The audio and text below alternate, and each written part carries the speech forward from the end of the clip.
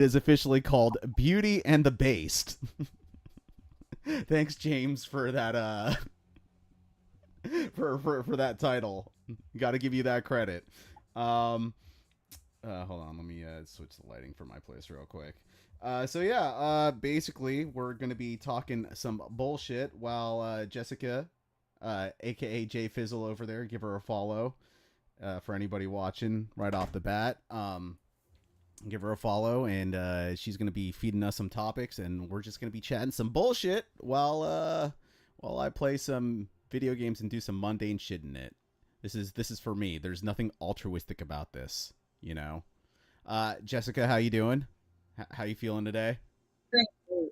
It's not totally about you. I benefit from chatting bullshit too. Okay. Makes me feel better. All right. Yeah. Me myself, I kind of woke up on the wrong side of the bed today.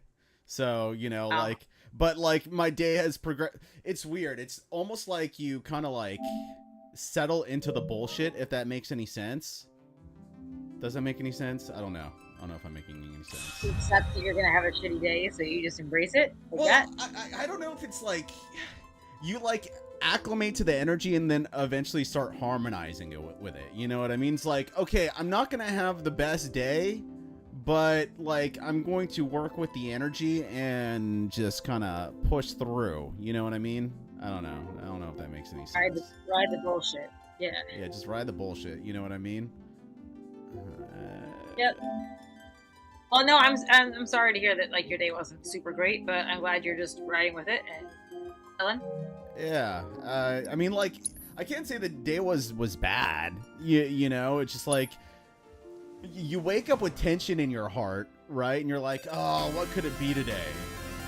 I'm gonna turn the volume down for this because it's pissing me off. So yeah, like you wake up with some tension and you're like, where the fuck is this coming from? It's like, is it a nicotine addiction that's taking place? And yeah, you smoke a cigarette and you're like, no, not really. It's like, is it because I haven't had any food for the last like 18 hours? Okay, let's see that. Or okay, maybe that helps a little bit. Is it because I need some caffeine in my system? Yeah, it helps a little bit, but like I don't know. For some reason, I thought it was like the nicotine addiction in it, and it's not. So I don't know. And then you realize that actually you're just on your period.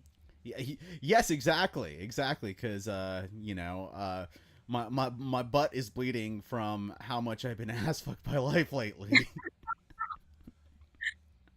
You get your period out of your butt. Okay. Yeah, exactly. Did you hear about the thing where like some people they'll like I don't know they won't shit and so they feel as though that they're like having their period eventually. I don't know. It's fucking weird. It must be a trans thing. Yeah, Like, oh, I'm getting a. that's what I was trying to get at, but I mean,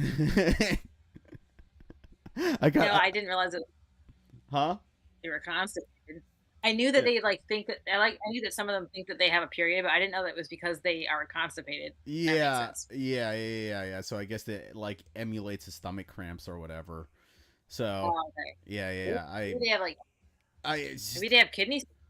yeah, exactly. That's how I know you're committed to the cause when you intentionally get kidney stones. Yeah, just to feel like you have menstrual cramps. I mean, that's very dead. I, do you?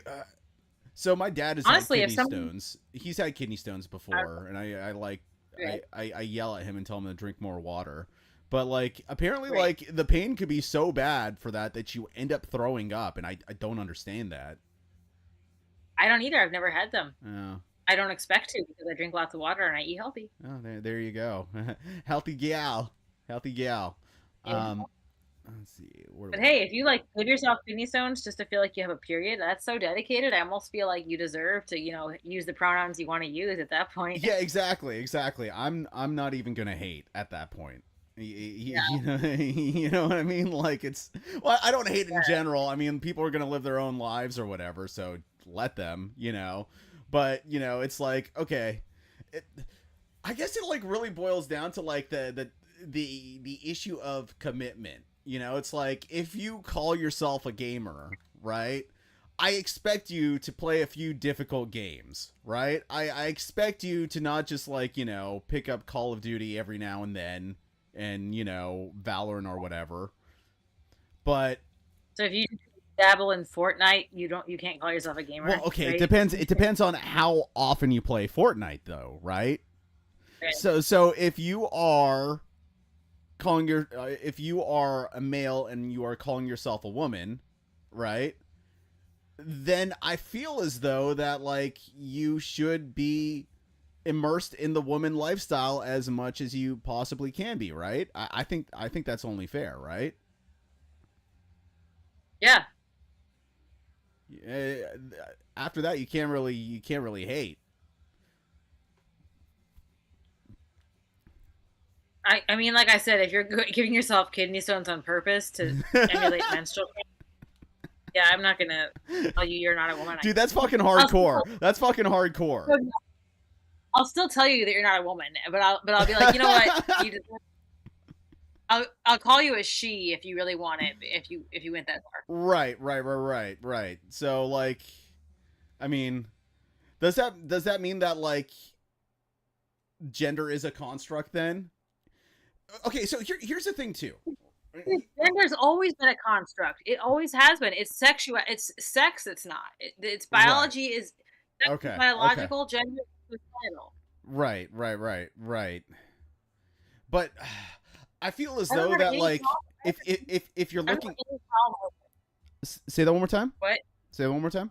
So I don't have any problem with people making up their own concept of gender. Like Right. I studied the humanities in college, unfortunately, so I studied gender studies and all that bullshit. Right. But anyways, like I don't have any gender is socially constructed. So Constructed. I don't Okay. have any problem with that. It's when people try to argue that like biological sex is like is like an arbitrary concept. That's what I have a problem with. Right. I guess like so like the concept, sure, gender is a social construct. Let's go with that, right? But then like I feel as though that in a lot of ways what makes masculine clothing, say masculine clothing for example, is that it fits to the particular frame of the man, right? And I feel as though that uh, how do I articulate this? Okay. So yeah. So it's the same reason why like I feel as though that like women generally don't look good in suits. Call me a bigot or whatever. I just feels off to me. But like it's because the suit, traditionally speaking, was acclimated to the male body. So therefore, it's part of uh the the construct, call it, or okay, how do I articulate this? Okay, let me think. So we take the example of suits. Suits were traditionally fitted to the man's body. If gender is a construct, that means that a woman can or a female can put on the clothes of a male and still come off as a male, right? But the skeletal structure of that kind of says otherwise. You know what I mean? Like, do you understand what I'm trying to say? Like, No, not really, because I feel like clothing is not that important to it's irrelevant. okay, all right. But then how Like come? Okay. If clothing is irrelevant, right? Then how come dresses look ridiculous on a man? Sundresses. of course, that's like beside the point because like Well, if you go down that route, you're going down the route of like, women have to still wear dresses all the time. Like, dude, women started wearing pants in the 1930s. So right. like, I'm not saying women have to wear dresses all the time, right? What I'm saying is that the dress, from a design standpoint, is designed for the female form, right? yeah. So when you put on a dress, say it's a sundress, you consider the hips, you consider the breasts, right? Those are all accentuated in a dress, right? Right. So when a man starts trying to wear a dress, or a male, unless they have like boob implants or something like that, generally speaking, it's going to look kind of aesthetically off, at least in my opinion. Right. It's not going to flatter the body. Just like a woman wearing a suit doesn't really flatter her. But like, so Right. what? So women can wear suits if they want to feel powerful. Right. That's think about you got to think about like the 1930s. Marlene Dietrich, one of the most famous actresses of that time, and Katharine Hepburn, and they started wearing suits and men's trousers, and they looked fucking great in them.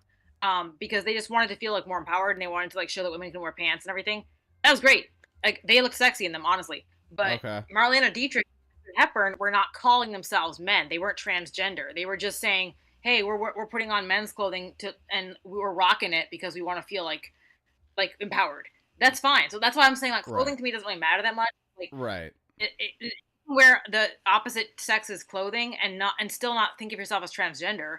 Like I'll put on a suit jacket once in a while if I feel like looking like a boss ass bitch, but like I'm not going around saying I'm a man. So clothing is like whatever. Right. Okay, so let me ask you, is that suit jacket that you wear, was it tailored to you? Yeah, I wear a feminine one because I'm not a lesbian. So like, right. I'm not gonna wear like a box suit jacket, but like some women out there, including some people say that Marlene Dietrich was a lesbian. So she wore a little bit more masculine cut suits, and like you might see a hot like butch lesbian wearing a more manly suit, and that's fine. Like if it looks good on her, whatever. Right. I'm just not that masculine, so I'm not gonna do that. But right. I guess what I'm trying to say is that like okay, so they wore jackets because it made them feel more empowered, right? What just about like men wear dresses? Men wear what? Just like men wear what? Men wear dresses to feel more feminine, like gay dudes. Is that like common? Men wearing like dresses I now? had a bunch of not super common, but I remember when I used to be around West Hollywood all the time. I had some gay friends that loved putting on a dress now and then for a party, and like Halloween and stuff. They liked it. It's not a big deal to me. I don't have an issue with that. I'm not saying it's a big deal. Like what I'm trying to figure out is like, okay, so you put on a suit jacket. What about it makes you feel powerful? The fact that society deems it masculine. Okay. So basically, essentially, it's you feeling as though you're kind of like pushing up against the grain. Or you're cosplaying as a man in a way. I guess. Cosplaying as a man, eh? but not. See, the thing is, it's different to like dress up as a certain gender. Right. But try to make society call you that gender and tell everyone that you are that gender. That's when it gets tricky. Like going around saying I'm a man because I'm wearing a suit is ridiculous. I'm a woman putting on a suit for fun. Okay. All right. So what are the components that I guess would be like, okay, so where do you find like kind of like the discrepancies between like where the lines get kind of blurred between like sex and gender? The lines get blurred. Okay, so gender, as I understand it, and as I learned in school, not that it means anything. What learning. Wait, which class is this for? I told you I studied gender studies and humanities and shit like that. Oh my gosh! You did it! You did the thing! Same thing. You took the meme class. No, stop. Well, more than just the classes I took. I've read a ton of books and research about this. So okay, good. So we're talking to a pro. That's good.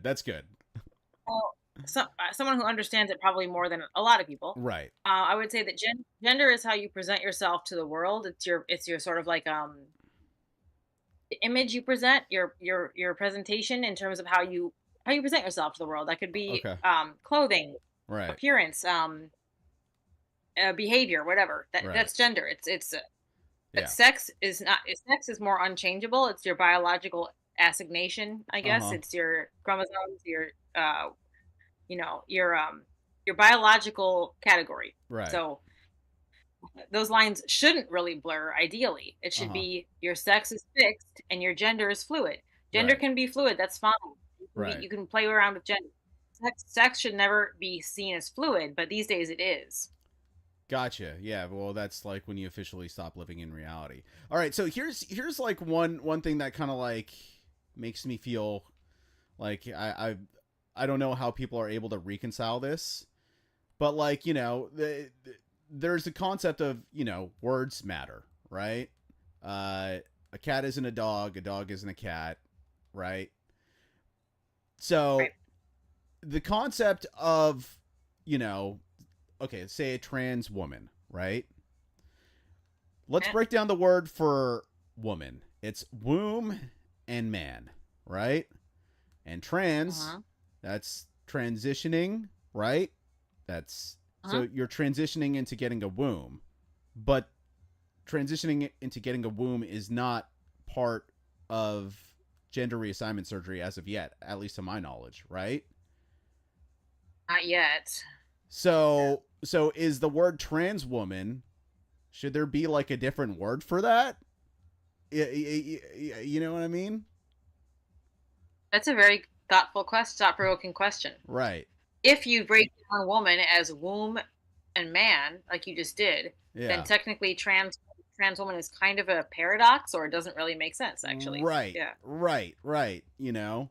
So I don't know. Like it's uh I don't know if Huh. like anybody's really gonna, I guess, consider that sort of thing, but it makes me Yeah. wonder. That's a very interesting point. Yeah, when you really Yeah. get into semantics, it doesn't make a lot of sense. Yeah, exactly. I think like the concept of like, I guess a trans man would make a little more sense just because, there's the womb component is not part of it. It's not part of the By word language, man. Yeah, exactly. yeah, I guess women actually do have it kind of worse in this trans women have it worse in this scenario, I guess. I guess. And also, like, side note, just to deviate into like a very non.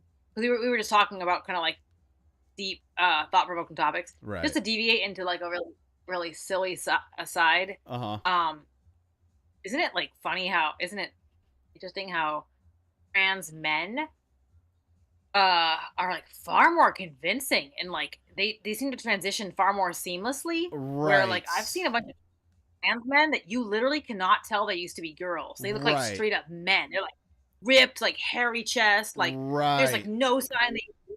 But trans women have it way worse. Like Yeah, men that turned into women. yeah, Dude, you can always tell. Like they got the voice, they got the weird voice, they got like the weird right. hormone voice. Adam's apple, like they got the manly shoulders still or the big hands. Like they Right. just don't seem transition Well, seamlessly. like It's interesting. okay, so like, with it's interesting, yeah, because like with like the transitioning, right? Like with men, like you generally have to from male to female, right? You have to lose a part, right? And then you have to gain a part or two parts, right? Uh Yeah. with female to male, it's like you've got to grow a lot of things, right? Like, well, you have to you have Yeah, to you growth. have you have to you have to add a wiener, right? And No, then not necessarily. A lot of them just have like strap-ons. You know. right, okay, all right. So then you have to take, then you have to like, well, sometimes you have to grow a beard, right? Um, Easy enough. I would imagine the voice component plays a role in it as well, right? I know some people have like laser surgeries on their throats to like, change the octave or something like that if they're going from male to female. You know, From I don't what know. I've It's I'm trying to figure out like what makes it that way. You know what I mean? from what I've seen, and I've met and known a lot of transgender people on both Uh sides. huh. Um, in both cases, the voice is the one thing that's kind of a giveaway. Like as much as you change the body, Right. I barely ever have met or seen or heard a trans woman that sounds fully like a woman, or a Right. trans man that sounds like. They always have that in between voice where it's not. There's something weird about it. Like it's not fully there Right. unless they transition or super young or whatever. Yeah, and that's there's some ethical questions about that. Yeah. Yeah. Yeah, it's just it's an interesting topic. I mean, like, and for those that do like shift their voice, I can only imagine how exhausting that must be. You know? Can you like imagine keeping a voice, like doing an impression for like hours at a time? Well, dude, gay guys already do that. Like gay guys constantly affect that voice. I thought the way the lisp isn't natural. No, they weren't born that way. They just affect that voice, dude. Really? Some were, but like a lot of my gay friends, like they did that high pitched where you Oh yeah, how you doing, baby? That yeah, they affect that. Like that's not how they were born. That's not how they used to sound. Like half my gay friends talk like that, but when you get them in private, they're just like they talk like a regular dude. Like it's just they switch. Like what? Like, yeah, there's some that were born with a very high pitched voice, but a lot of them are just affecting that because it's what's considered part of the community, Dude, part of the scene. You are blowing my mind right now. Yeah, dude, you should hear some of my gay friends when they're alone. They all of a sudden it just changes. That is my, my life. My life is a lie. Why are you telling me this? So I guess you could say that a lot of people, affect a certain. Dude, that's gotta be so exhausting. Not really. I think they just switch into it so often that it becomes natural. Okay, it's kind of like speaking in a different like, yeah, like when my mom is around like Pakistani people, her voice changes to like a Pakistani accent. So I guess that kind of makes sense. Like if I talk like this all the time, like a typical girl with a high pitched voice, like if I got used to it, I could talk like this all the time. It'd be no problem. Oh my god, it would be a problem. It would be a problem for me. But like, what kind of problem? Like you get a boner? A hate boner. Yeah. Anyways, like you just get used to it. You just get used to a certain style of talk. I don't think it's that big a deal. Okay. All right. Well, that's good to know. Anyways, enough of the gay talk. Enough gender studies. Enough gender studies. Unless you want to drop some crazy science that you would only learn out of gender studies. What is the most absurd thing that you learned in a gender studies class? That's what I want to know now. I was going to say, like, this is what I got my degree for, to be on a stream with Tarek talking about this shit. We finally get to put your degree to good use. Finally, yeah. I wish I could get back all the $50,000 I spent. And just went on YouTube instead. Anyways, the most absurd thing I learned. Oh man, I couldn't tell you. I kind of blocked out a lot of the shit I learned in school. I was always just like daydreaming through it and playing video games on my phone and not really paying attention. I would like just take in enough that 50K. That 50K put to real good use over there. You went to UCLA, right? You went to UCLA, right? Yes. I spent most of my classes in the back of the class playing Angry Birds on my phone, and then I would just raise my hand to ask a question only when the teacher said something I disagreed with, so I could challenge him. I'd be like completely tuned out on my phone playing a game, and I'd be like, "Sir," all of a sudden, and he'd call me, and I'd be like, I think that's wrong." Was it did he? Okay, two questions. First one is. Yeah. Was your teacher? You said it was a male, right? A guy. Was it a soy boy cuck? Was your teacher a soy boy cuck? And B, did the teacher enjoy you asking questions? I had a lot of teachers, male and female. In gender studies? Well, my major was anthropology, so I had a lot of classes that were gender studies related, but not typically I didn't major in gender studies. I don't want your followers to think I'm a fucking loser. Right. Like I studied anthropology, and that means I took some like gender studies, humanities classes. That's all. Right. Right. But anthropology is like a little more legit than gender studies, but only by a tiny bit. Right. Right. Right. So Right. Right. Right.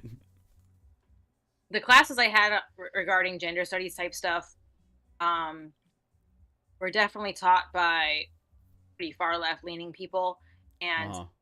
a lot of women. There were a couple dudes who were kind of soy boy types. Uh-huh. And yes, and did they enjoy me asking questions? I mean, probably not, because I always challenge them. But Yeah. I don't know if they didn't show it. You know, they weren't like pissed off, but they like probably didn't appreciate me challenging them. But I always did. Like I always thought for myself, even back in college, I thought like a lot of the shit they were saying was stupid. Um, You know when I realized that and like this infuriates me till this day, right? When I yeah, realized that college is just bullshit. right. I had this hip hop class, right? And traditionally speaking, the hip hop class is supposed to be one of the coolest classes. But the year that Yeah, I I would think joined, so. yeah, the year that I joined, they had this fat bitch, right? This fat black bitch, and her name was Dr. Fisher, and her claim to fame was probably anthropology stuff, and the fact that she fucked some rapper and had a baby with him, um, Wow. and she had a stick up her ass, right? And I kept to myself in the class. I was generally pretty liked. People respected my opinion because I knew the topic pretty fucking well, right? Um, Yeah. so for our class, they made us do this thing where you have to. I forgot what it was, but like you have to talk about the 5 elements of hip hop and relate it to a particular scene or something like that, right? And you got Okay. up in groups and everybody's like, okay, you're the man, you know what you're doing, fucking do this shit. I was like, okay, we're gonna talk about how I guess the drug game in the Bay Area essentially uh brought to a certain effect had a positive effect on the Bay Area, right? And what they wanted you to Okay. talk about the 5 elements of hip hop or culture, right? Which is like breakdancing, food, a whole bunch of other stuff. And like I had the thesis down, ready to go, right? Okay. And then came the day where we're supposed to essentially present our case, and then it gets approved. Uh, Okay. that's why it wasn't working. Okay, so that day came and I presented my case. And as soon as I said what I was going to say, she didn't even let me give my hypothesis. Like she just started chewing me out in front of the whole fucking class to the point where like my jaw was dropped because it was so fucking unprofessional, like legitimately yelling at me, infuriated. And I can Well, always all you said was your hypothesis, or all I said was like, oh, I want to talk about how the drug game in the hyphy movement essentially led to some positive stuff. That was basically okay, it. that's a provocative theory, but like here you know they should listen to hear you out. Yeah, exactly. And she chewed me out, and I was so to the point where the other teacher, Acombe, the cool guy, he was like, he told her to calm down. He's like, let him speak.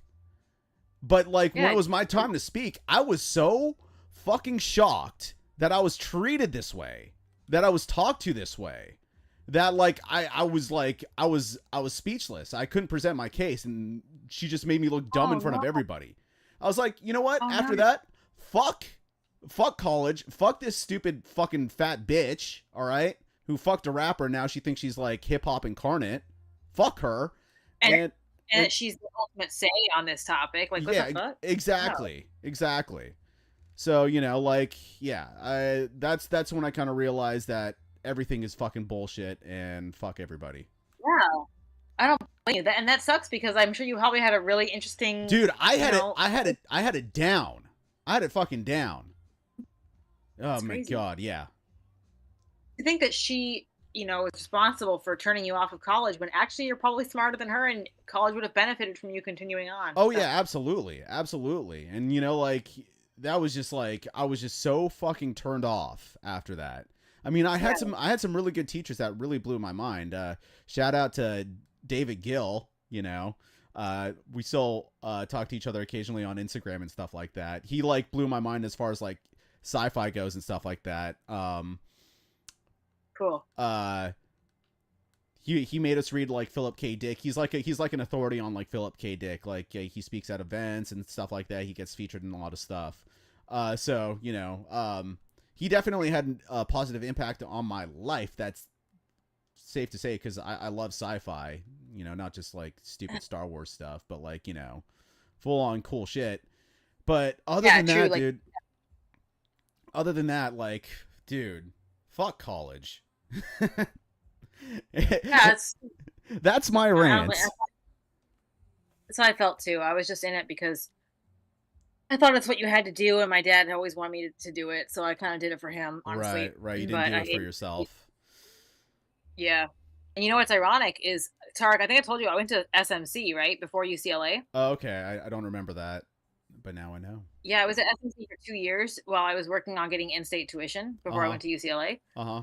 And dude, SMC, I to this day, I swear, SMC had better professors than UCLA. Oh, really? Like, I was, oh my God, I'll never forget the classes I took at Santa Monica College, and the teachers. They were so much more dedicated and invested and interesting, and like they stood out in my mind so much more. They were fucking awesome. And then I went to UCLA, and everybody sucked. Like the Well, teachers were just like there, like because I don't know, they didn't even care. They weren't even that invested. you know that makes sense. That makes sense to me. You know why?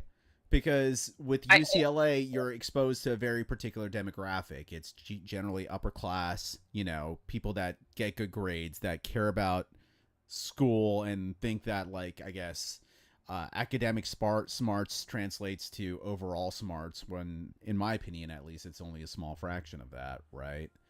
So, you know, that's, they don't know how to get down. You know what I mean?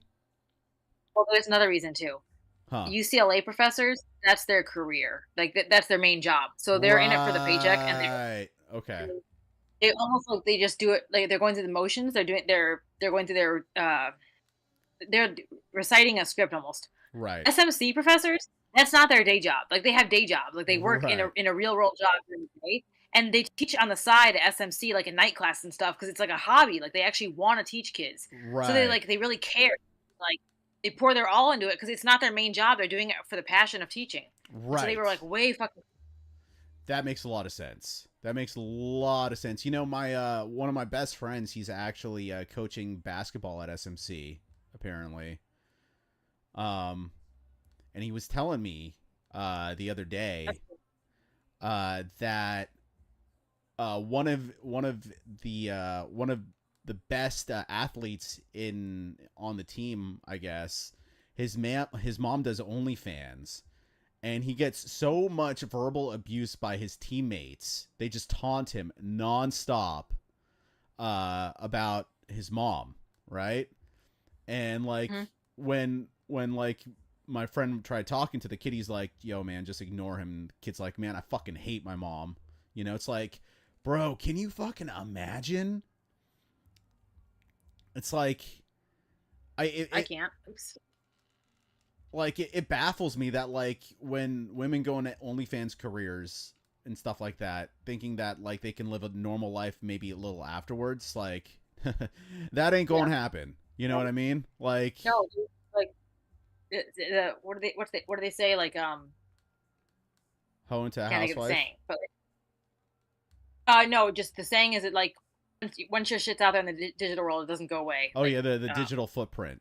You know, but yeah, just basically you put yourself out there, it go away. dude, that's so fucking absurd to me. Like, poor fucking kid.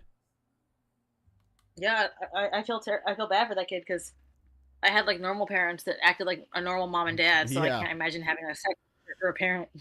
You know, it's weird. Like, I mean, like I'm at the age where you know a lot of my friends are starting to become parents and stuff like that. You know, and seeing how I guess like what it means to be a parent now, as opposed to like say back in the day. maybe like my friends are a little more antisocial or something like that. It's really interesting because like, after work you take care of the kids and stuff like that, and you know I but like, with my friends, I guess, like they're like, oh, fuck man, I just want to fucking chill and play some video games, but then like, I got to worry about the baby crying and all that sort of shit. It's just kind of like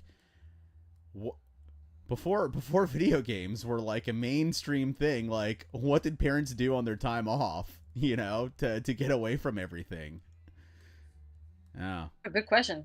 Or Yeah. did they just not maybe they didn't have that outlet to get away? Yeah, yeah. The wherewithal. Yeah, it's so weird. Just I don't know the concept of. I know you're not a fan of the concept of growing up, even though you have done some growing up, but like I don't know. It's you think that like you've hit a particular plateau and you're not sure how you can become more of a grown up, and then like I guess like out of nowhere you're just hit with like crazy responsibility, you know. Only when you decide to procreate. That's Yeah. why. Yeah. As I hope have you to treat that like a responsibility, right? I have a few responsibilities, but I don't have a small baby depending on me. Thank God. Right, right. If if you found out that you were pregnant today, Okay. what would be the first thing that runs through your mind? Where's the nearest Planned Parenthood? So the baby's getting the axe, huh? Right off the bat. For sure, but I don't like to joke about that because I'm not one of those psychos that actually takes that Right. lightly or Right, right, like, right. Like you actually realize that yeah, dude, it's a it's serious terrible. topic. You're not one of Yeah, those of course. crazy malignant fucking hoes that's kind of like, oh, I love getting abortions, Oh my God, yeah, those bitches that were like on the front lines of that protest, and they were like in front of the cameras, like popping the abortion pill and like laughing about it and stuff like that. Like, Oh, um, that's so that's fucking fucking psycho. gross. I know, like it's a serious thing, and it would be obviously like a last resort because obviously I'm gonna make every effort to make sure I don't get pregnant because Right, I don't want to. So like, right, I'm not gonna just be reckless, like be reckless with it, and then just go get an abortion, like as if that's uh an easy choice. No, that's like last resort, dude. Only if you have to. And like I wouldn't be right, like laughing about it. I'd be super upset right. about it, but like I still would Yeah, do it, but like I would hate it. So yeah. yeah, yeah, yeah. You think it would? Do you think like it would crush your soul to some extent or another? No, no, I'd be I'd be fine, but You'd be I'd fine. feel Okay. bad about it. Like I wish I hadn't gotten to this point. That's what I'd be thinking. Like Right, right. well, to prevent this, but I wouldn't feel bad afterwards. I'd be like, well, it had to happen because I'm not going to be a mother. Yeah, exactly, exactly. Okay, okay. Yeah, that makes sense. It's also like I don't know. For me, if I found out like I got a chick pregnant, the thought of could I see myself raising a kid with this woman is the first thing that would come to my head, right? Yeah, Like, yeah, yeah, I want to have a kid. I want to get married. I want to have kids, but I want to get married before I have kids because the alternative, I don't know, like if I know a chick for like I don't know 3 months of dating and she gets pregnant, I'm like I'm gonna think to myself, okay, maybe that abortion clinic doesn't seem too bad right now. Maybe that Plan B right. pill sounds all right. No, no, But no. Don't get it twisted. The Plan B pill is very different from an abortion. Plan B you take right after. Oh yeah, you have to do it Yeah. like right after, the day after, or day So of. Yeah. that's the morning after pill. It's not an abortion pill. Right. Right. That's just like stopping pregnancy before it even happens. So that's Right. very different than an abortion. Gotcha. Okay. Yeah. I had to get And I had to get a Plan B thing for a girl once. Yeah. I, yeah, I that's paid Plan for B it is and always everything like a real gentleman. good for you. No, Plan B pill. I wish every guy was like that, but they're not.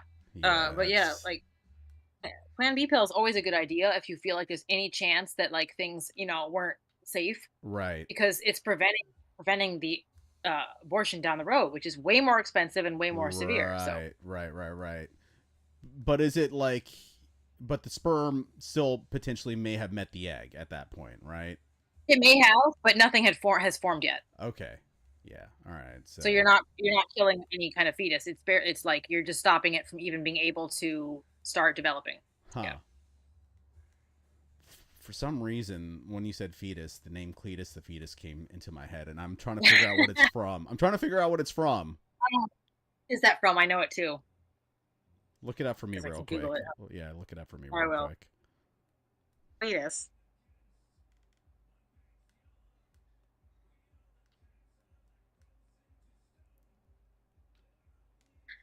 Oh, it's an old YouTube.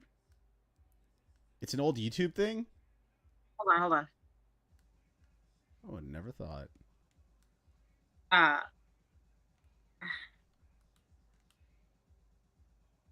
looks like it's an old YouTube video from the mid 2000s. Kind of like how salad fingers was like a big thing back then. Right. So it was an old YouTube video from like 2007 called Cletus the Fetus. So you must have seen it when you were like way younger and just it stuck in your It's mind. stuck in my head. I want to know. I want to know the social commentary that took place in Cletus the fetus. I'm clicking on the YouTube video because I want to see the comments, but it's from back in 2007. Oh wow, Fetus. dude, Does do this you look remember? familiar at Do you all? remember Unforgivable?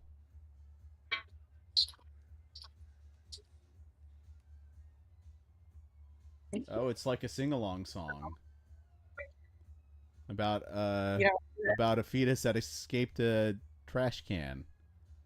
I guess don't know. I never saw. I just know the name. Another word. Anyways, I feel like the name Cletus is like as abhorrent as naming your kid Adolf. You know? yeah. Why would you do that to a child? Yeah, like you can't. You as a woman cannot, or you're not allowed to. This is me giving authority. You're not allowed to moan the name Cletus during sex. It's simply not Did you allowed. just mansplain what name I can choose for my child? No, I did not mansplain. I set some Oh, rules. Yeah.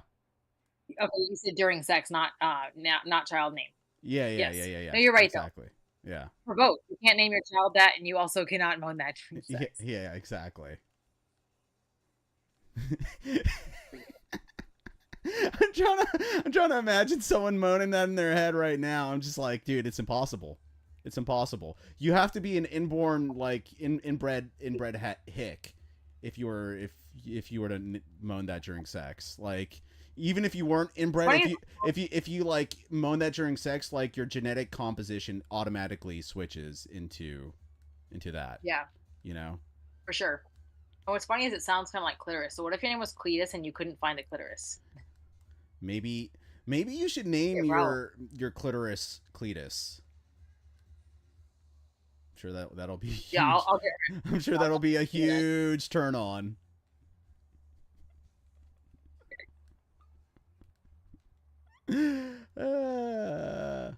Maybe I'll name my Cletus the cock. What? Cletus the cock doesn't sound bad either though, so maybe I'll do that. We'll It's not both sexy though. Yeah, I know. So I would just. I know, but it's funny, you know. We'll both legally change the names of our genitals to Cletus, or a part of your genitals to Cletus, and I'm sure that's possible in 2024. We could do it. Yeah. yeah, exactly. My balls or my genitals identify as a full born human being named Cletus. As a fully formed human being. Yeah, exactly. You know how like this whole debate about like when does life begin at conception or whatever, and then you're saying no, life begins before conception. Literally, exactly. my balls. Yeah, exactly. Balls are already life.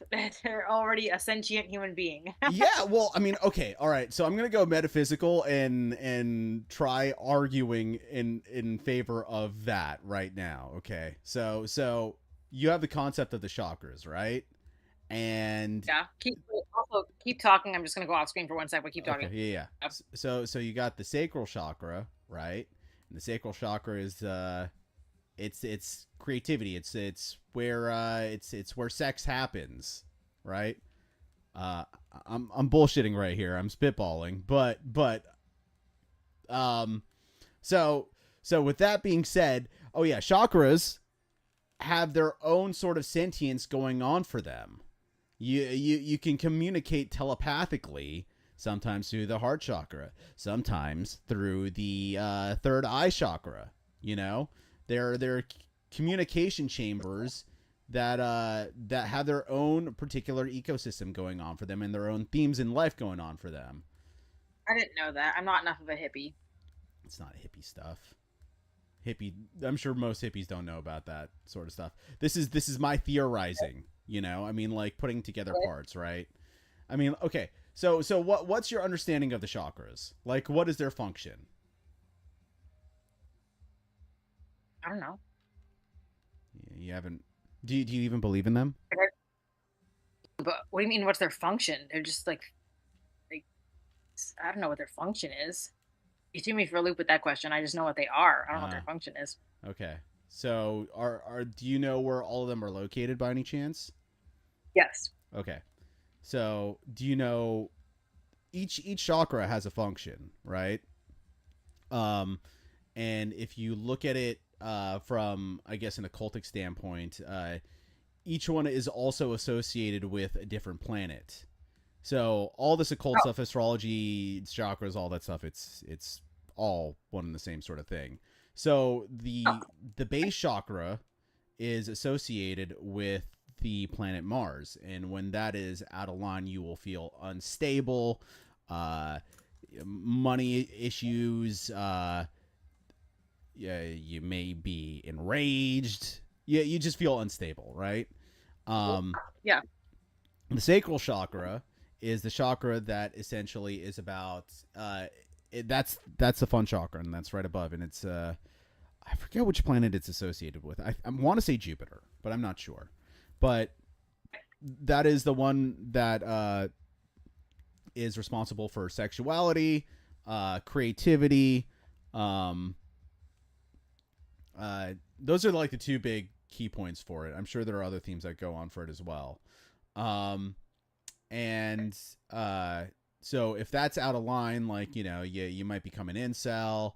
You might not be creative. You know. Then you have the what's above that. Then I think it's the solar plexus one, right? Yeah, you have the solar plexus one.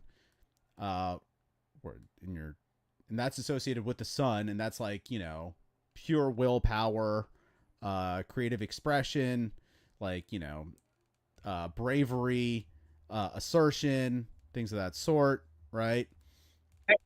Yeah. Then after that, you have the heart chakra, which is associated with love and giving love and all that sort of stuff. My heart chakra is very icy, unfortunately, but you know, we all have things that we need to deal with. And that's associated with Venus. Then you have the throat chakra, which is responsible for expression, voicing yourself, being heard, saying shit. People that have it out of line, you know, they feel as though that they can't really communicate very well. Right, or their voices, they don't have a voice, or they feel silenced in some way. Yeah, exactly. And that is what was I gonna say? And then after that, it's the third eye chakra. I forget which planet that's. I want to say Saturn, maybe. I'm not sure though. No, third eye is. No, you just said Jupiter, and that's the same thing as Saturn, right? So like Jupiter is not the same thing as Saturn. Jupiter, oh my bad, I was Jupiter is Jupiter and Saturn is Saturn. Yeah, I know, dude. I got mixed up for a second. I majored in the humanities. Okay, I'm not that smart. Don't say that about yourself. No, I'm just kidding. I know. Yeah, dude, when I was in college, I was taking communications as well. So, you know, I'm not one to talk, but I never ventured into gender studies because even then I had dignity to some degree or another. Well, you're also a dude that's gay. Huh? You're also a dude. That would have been gay if you did. Yeah, it would have been super gay, but you know, that's where all the chicks hang out, right? Yeah. So would it really be gay if that were the case? Well, you got a point there, I guess. I mean, I guess it would be gay in the sense where it's kind of like, oh, I'm just taking this class to pick up chicks. That's pretty fucking gay, right? It is, and it's not believable either. Yeah. Remember that movie, that Bring It On movie, the cheerleader movie? Yeah, I There was didn't this never whole, watched it, but explain the context to there me. was just this whole, there was a whole plot plot structure around this. One of the male cheerleaders was a straight dude who was only doing cheerleading to get hot girls, and it was like so not believable because no straight guy would go to that Depth. extent to be a fucking male Right. cheerleader just to pick up girls. Yeah, right. As if. Right. But the concept of a male cheerleader in itself is kind of sus. Like, I've always wondered what sort of dudes would do that, you know? That's what I'm saying. Like, it's so sus. There's no way like a normal straight guy would be a cheerleader just to pick up girls. Like, you could just be any athlete and get girls. You don't need to go to cheerleading. You know what I mean? So, Right, right. But male cheerleaders exist.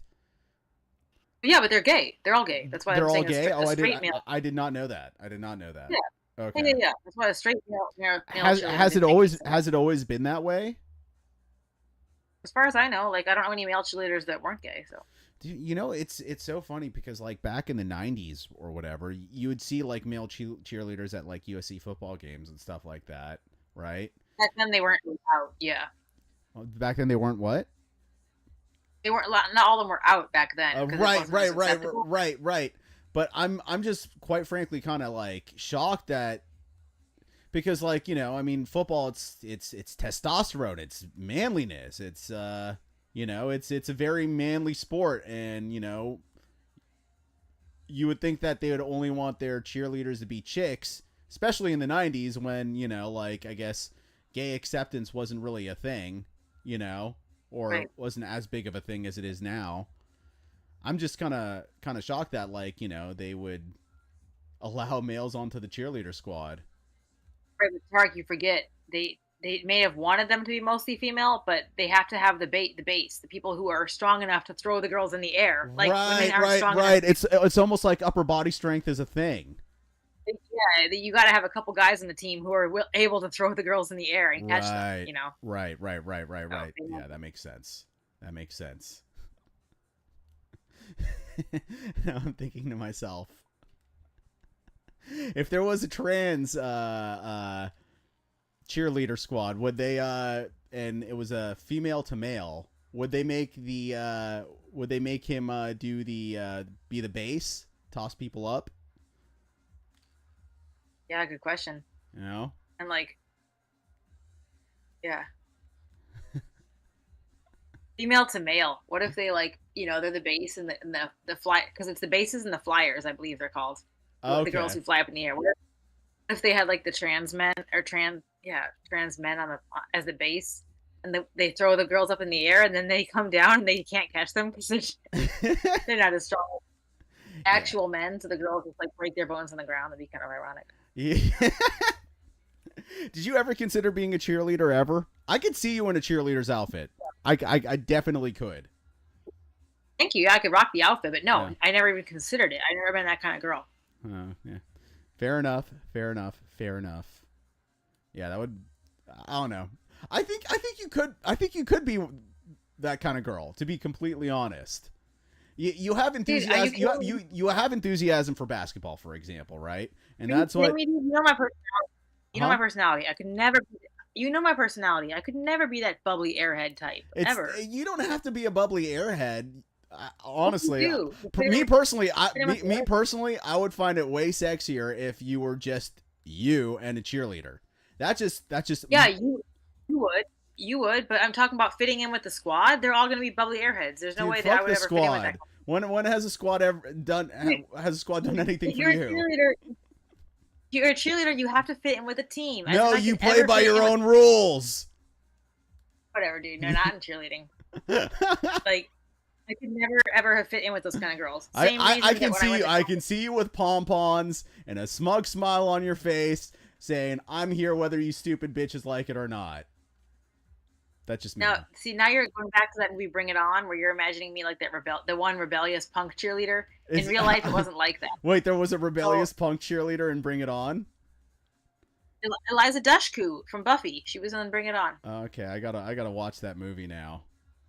she's the coolest one because she's like the punk girl who joins the squad. But in real life, it was never like that, dude. You can't be like a punk chick and join the cheerleader squad and they just accept you. Like they wouldn't accept you. Why can't you? Did you go to high school or not? Did you do you remember what high school was like at all, dude? My high school was the most soy high school of all time. Now let me tell you a story. All right. Okay. Denzel Washington once sent his kids to my school, Crossroads High School, and he realized that there was no Crossroads. Yeah. Yep. Denzel Washington realized that there was no football team, no tackle football team at that, right? So Denzel said, "Hey, I want my son to join a football team. I will buy all of the equipment that you need to get this team going. I will fund it completely out of my pocket." And you know what Crossroads said? No, we're not that kind of school. So Denzel Washington said, "Okay, well, I'm leaving." And he did. No way. Wow. Yeah. We're not that kind of school. Yeah. Dude, fucking and it's really upsetting because I mean the homecoming experience, football games, all that sort of stuff, it's part of the American high school experience. You know, yeah, you didn't get that?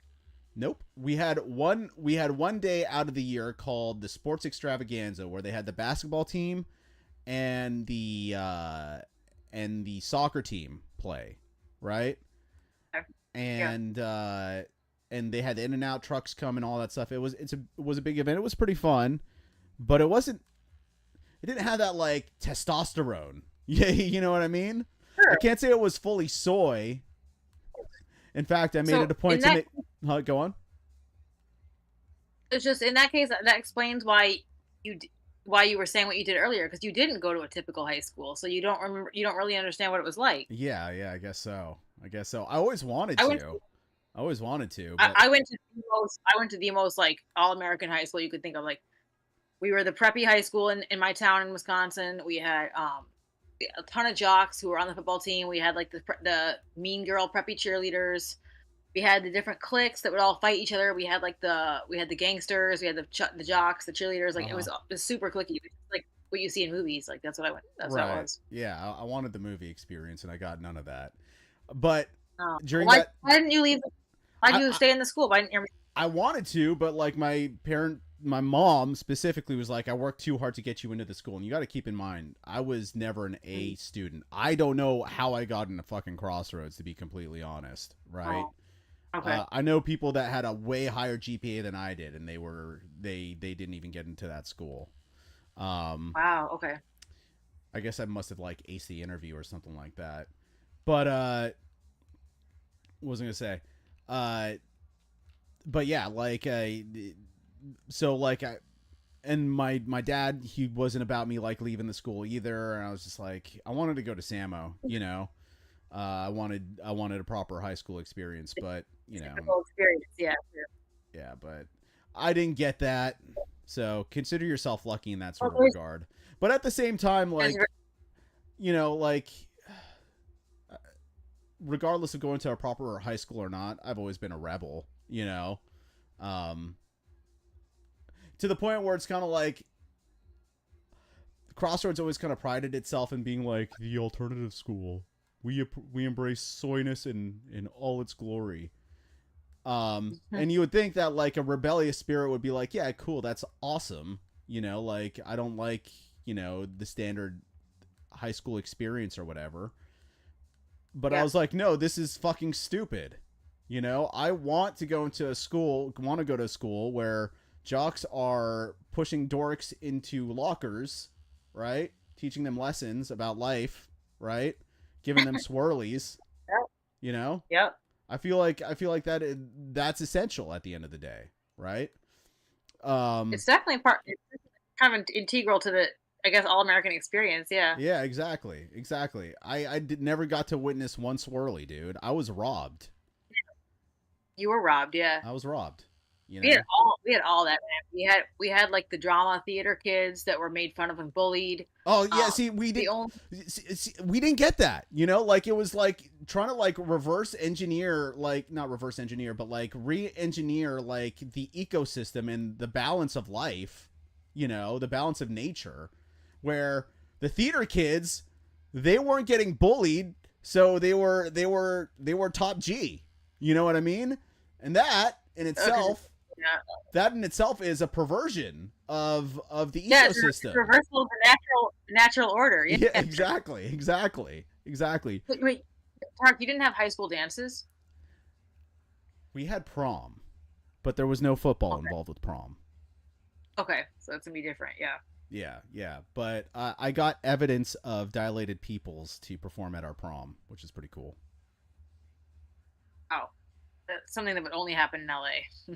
Yeah, exactly. Well, I mean, like I was like really dialed in with the underground hip hop scene back in the day. So I forgot how I made it happen, but like a friend of mine, he do you know who Defari is? No. Okay, he was on the Chronic 2001 actually. Um Okay. uh that one song 4 in the morning cops at my door. He was on in that song, I believe, right? Yeah. So he's kind of like been a staple in like West Coast underground hip hop for a little bit, even though, you know, he was on like arguably one of the most mainstream West Coast hip hop albums of all time. Um Yeah. so my friend, he played bass in a band, and the band was kind of whatever, you know. I mean, he was good. My friend was an incredible bassist, but I wasn't a fan of some other components. Won't go into that too much. But uh, what was I gonna say? So he used to work out at like Venice Beach at Muscle Beach, and I guess Defari worked out over there too. And he didn't even know Defari was like a big underground rapper or whatever. And I let him know somehow, and then like I kind of like arranged it so that like I guess maybe evidence from dilated peoples came by, and yeah, I don't know. I forgot how it happened, but I made it happen, and it was pretty cool.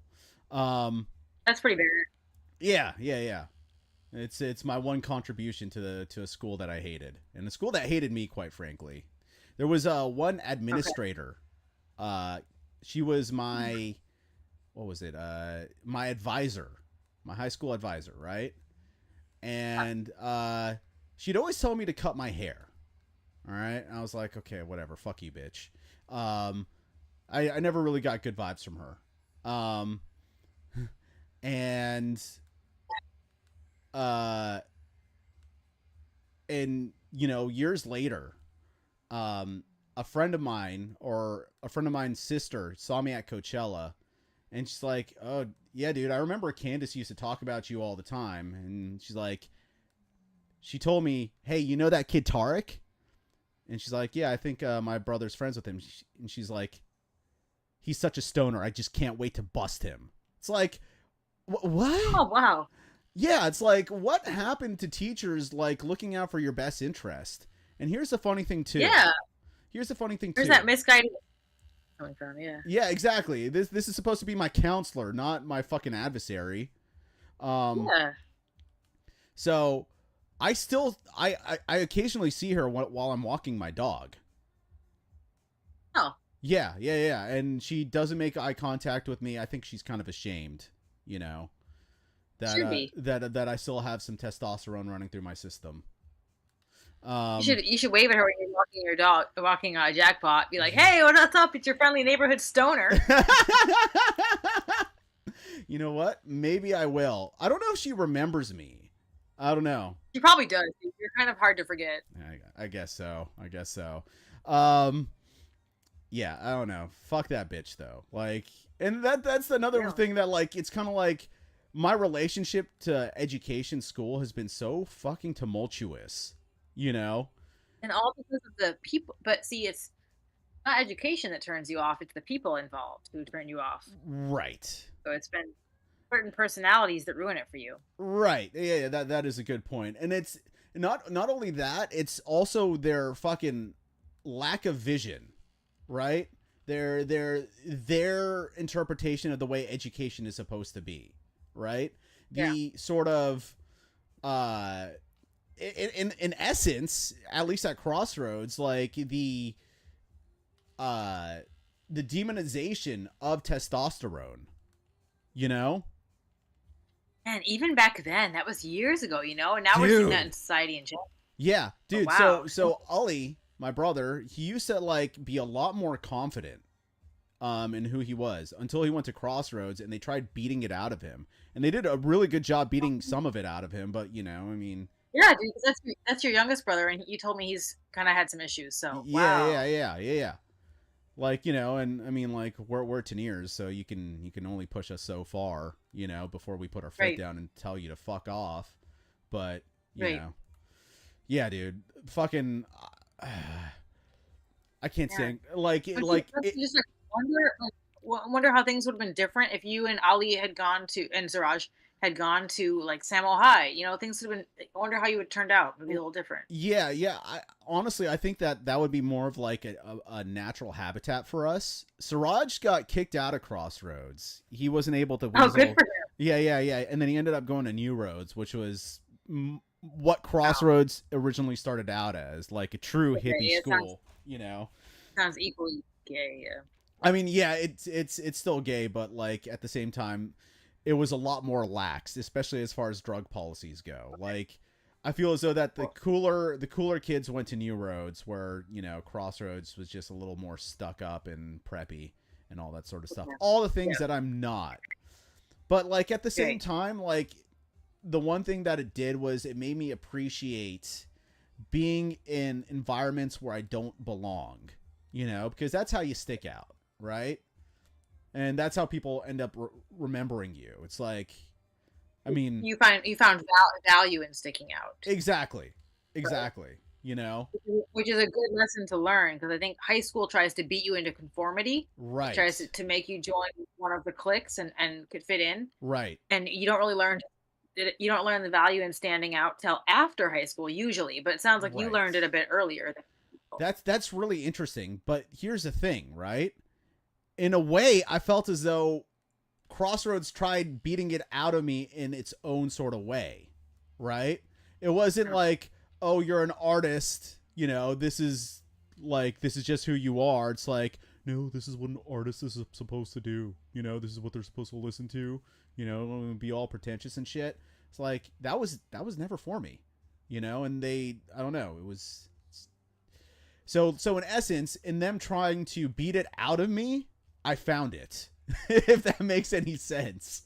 Yeah. Kind of funny how things kind of work in reverse in that sort of way, right? Like, yeah, I'm not surprised, really. Yeah, but it's kind of funny, the sports extravaganza, that was not the last fight I got into. The last fist fight I got into, both times were with Ollie. But the last fist fight that I got into with not a stranger, there was this kid and his name was Kane, and he went to Samo High, and this kid was scary to a lot of people. I have a friend. Yeah. A friend named Kane? Yeah, I thought you did. Different friend. Never mind. Yeah. It's all good. You got to tell me about this character, because I want to see if names do make a difference in who people are. So Kane, he was 6 foot something, big, tall. He kind of looked like a white trash, not much going up in the noggin, to the point where he would try to be such a badass and apparently hit his head up on against walls for fun, and I guess he liked this one girl that I don't know if the girl liked me, but I think he was threatened by me. Maybe she liked me. I don't know. Actually, I think she did, now that I look back at some of her behaviors when she was drunk. Anyways, so Kane didn't like that. So this one time I get done smoking some weed. It's during the sports extravaganza, and I get done smoking some weed. with these two girls, and we go back to the sports extravaganza. So at the Crossroads soccer field, there is the soccer field, and behind the goals, there's a little pathway to walk to the sidelines, right? So as I'm walking down towards the sidelines on that little pathway, I see there Kane and his friend Chaz walking in the opposite direction that I'm heading, right? And they both look at me. And then Kane, and keep in mind I'm fucking stoned as fuck at this point. Kane whispers loud enough for me to hear to Chaz, "I fucking hate that kid." Right? And I turn back at him. And I put my hands up in the air like, "What?" And then they both stride over towards me, like try to be all intimidating, right? And and Chaz is like, "You got a problem, man?" And I was like, "Yeah, my problem is that your boy's trying to act hard, you know?" And then Chaz, he grabs my arm, right? And says, "We will act as hard as we want." Right? And I'm like, okay. And then without saying anything else, unprompted, Kane actually was Kane that grabbed my arm. Kane just headbutts me behind the goal. For everybody to watch the game, everybody sees this taking place, right? And then, but like, here's the thing. It didn't hurt, right? So I look at him, I look at Kane, I'm like, and I just punch him in the face. And then he's kind of shocked that I punched him in the face. So he punches me back, and then I punch him in the face, and then we have someone come and just, break us apart, right? Yeah. And so, like, everybody saw what went down, so they realized that I'm not in the wrong. So, whatever. Honestly, when he headbutted me in the nose, in the temple of the nose, it felt kind of good. Really? It did. Like, I get this thing where, like, if I tap my nose over here, like the blood rush that goes over here, it feels kind of nice. Yeah. Right?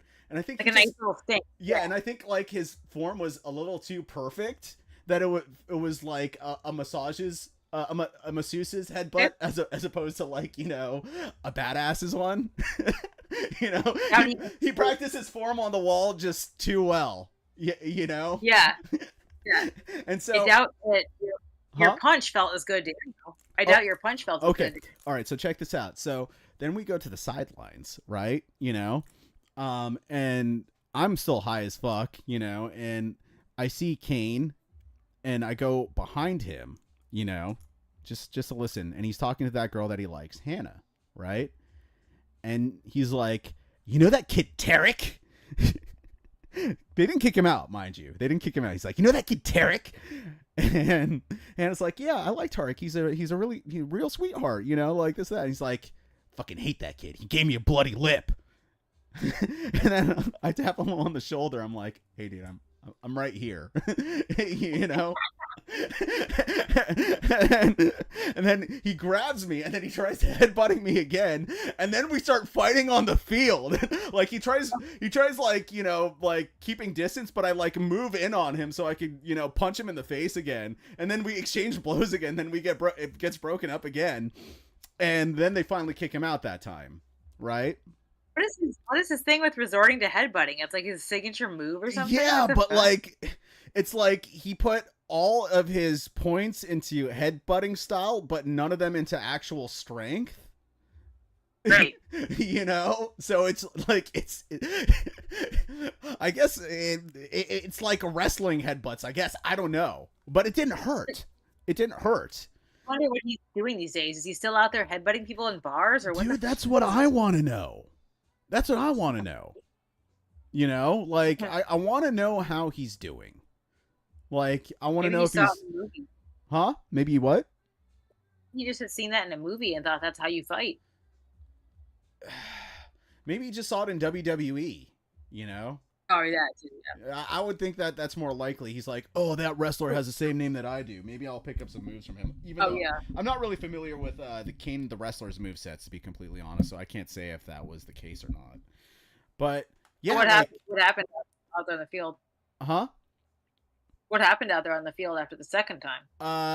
They just broke us up, and then like okay. So here's the funny thing. So we had this nurse, right, and his name was Tim Dennison, Tim the nurse, right, and Tim would like he was a strange guy. He would kind of like use his like street cred to like be cool with us because he was like a Crip. He was an OG Crip apparently, right? That reformed, and he drove a Spider. Those Spider cars. No, I don't.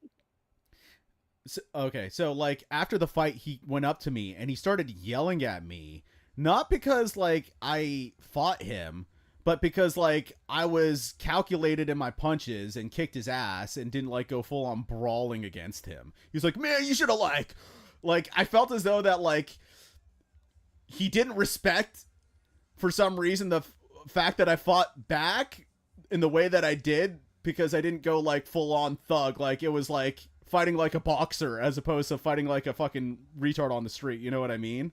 Like, Yeah. I like calculated my punches, and still won. And he was mad about that for some reason. But then, in a rare twist like, of event, You didn't fight like a. huh? So he was surprised that you didn't fight like a what. Oh yeah, exactly. A dirty little something. But so what was I gonna say? So later on I got called into the school office because everybody saw what went down, right? And in a rare twist of events, the administration, the principal, the headmaster, took my side. And Wow. he said that Kane probably has a small peepee. No way. Yeah, dude. Your headmaster. Yeah, dude. How cool is that? What kind of school did you go to where you got your principal saying shit like that? Wow. Yeah, well, I mean, okay, you got to consider this. They saw that I wasn't trying to fight right off the bat, right? They saw that I was trying to take a pacifist approach initially, right? Okay. So I think they saw that, and that I wasn't being a dirty little, and so they're like, okay, he was in the right, we can't do anything, we don't want to make an issue out of this, he doesn't want to press charges, let's just keep this copacetic. So yeah, that was like that was a really sort of interesting time, I guess, in my life. Yeah. What an unusual and twist at the end of a fight. Yeah, exactly. The headmaster who tried busting me for drugs earlier on that year then takes your side. takes my side. Yeah.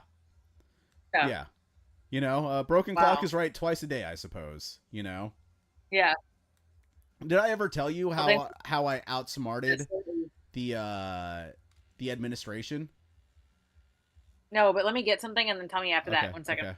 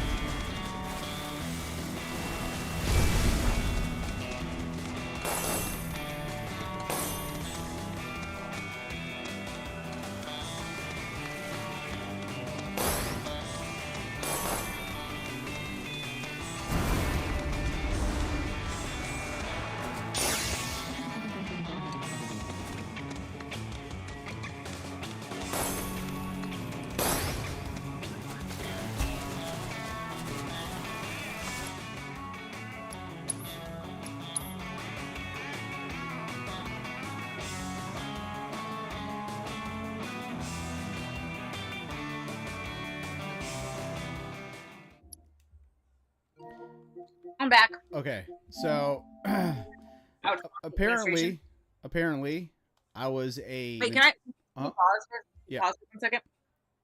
I wanted to ask Uh-huh. from the way I'm seeing the screen, my view of the screen, I can't see the chat box at all. But have you been getting chats this whole time? No, no, no, Have we just no. been No, we just been no chats this time. Let me. okay, cool. So Anyways. so you can't double click. You can't go full screen. It's not letting you see full screen on what I'm seeing right now. Not on yours, not the way what you're saying. I can see the chat box, but it's very tiny. I can't read it. Oh. Anyways, I was wondering if people were like chatting us and we were ignoring them or not. Yeah. What you can do also is, go on, like, on your phone, like you could mute the stream and see the chats through there. Yeah, but yeah. Anyways, tell me how you outsmarted the administration. Okay, so apparently at school at Crossroads, I was a notorious stoner, and apparently your counselor knew that. yeah, right. But I never got caught, right? The only issue is that, there were kids that smoked way more weed than I did, but they actually got good grades because, their brains were more acclimated to the academic system, I suppose, So, there's this one time where I'm in class, and the teacher, so we had these things called slips, right?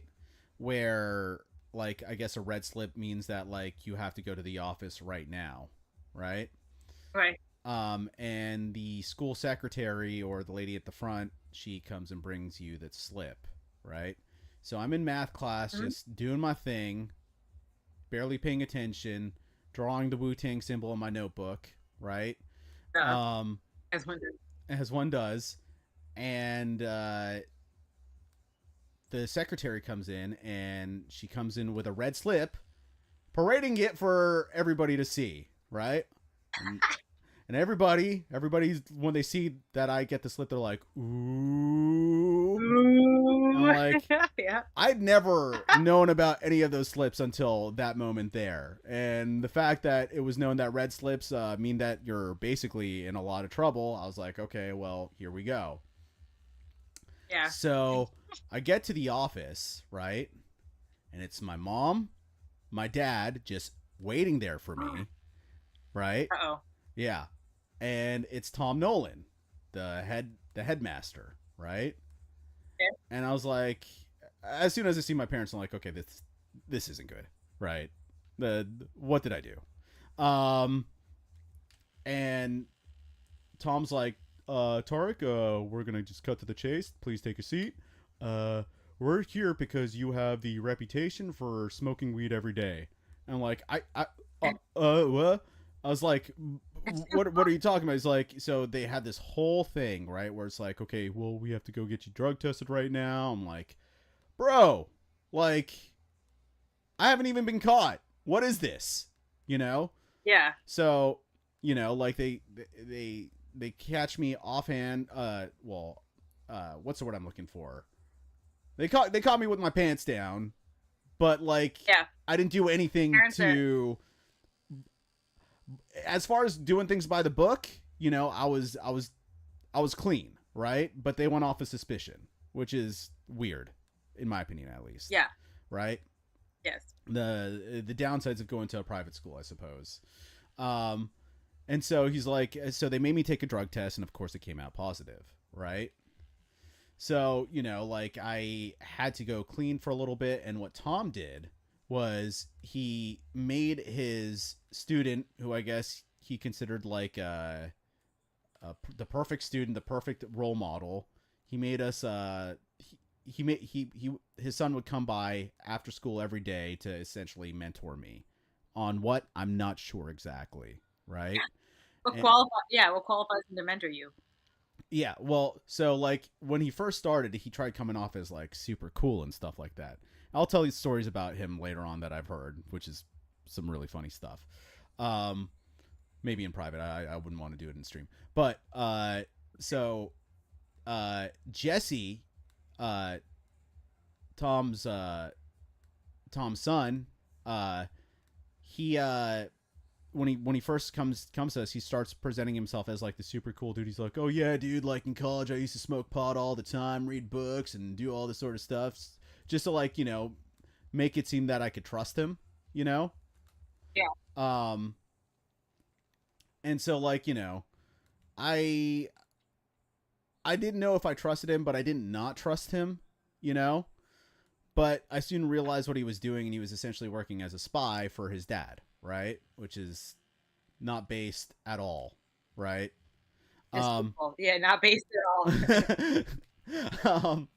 So at one point, like I heard rumors about like kids talking like I'm a big drug dealer or something like that, right? And I was like, okay, this is not good. This is going to get back to the administration, right? So, Yeah. The first thing that I did was I went to Tom. I was like, hey, Tom, listen, there have been rumors going about me. Like, you see, I took the latest drug test. I'm clean. Like, and I was selling drugs, by the way. And, you know, like, I just want to let you know that, like, it's all unfounded fucking bullshit, right? I didn't say it was untrue. I just said it was unfounded. And he's like, well, you founded. Yeah. He's like, well, you know, Tarek, like, when you turn around a cruise ship, it takes some time, so don't worry. We see you, right? So, you know, I was still clean, right? But I wanted to start smoking weed again. So one day while we were running, I told his son Jesse, because we would go on like jogs and stuff like that after school. I told Jesse, I was like, man, I just smoked a fat blunt before this when I didn't, right? And Jesse was like, man, you can't tell me this sort of stuff, man. Come on, like, you could tell that he was going through some like dilemma in his head, right? And I was still clean, right? So Tom was like, so later on, like a few days later, I get called into the office, and he's like, and Tom was like,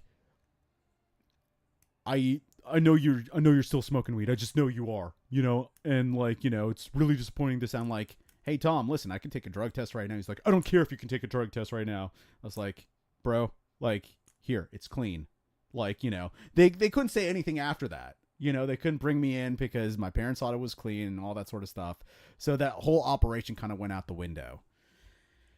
Yeah. Fucking kick their fucking asses, dude.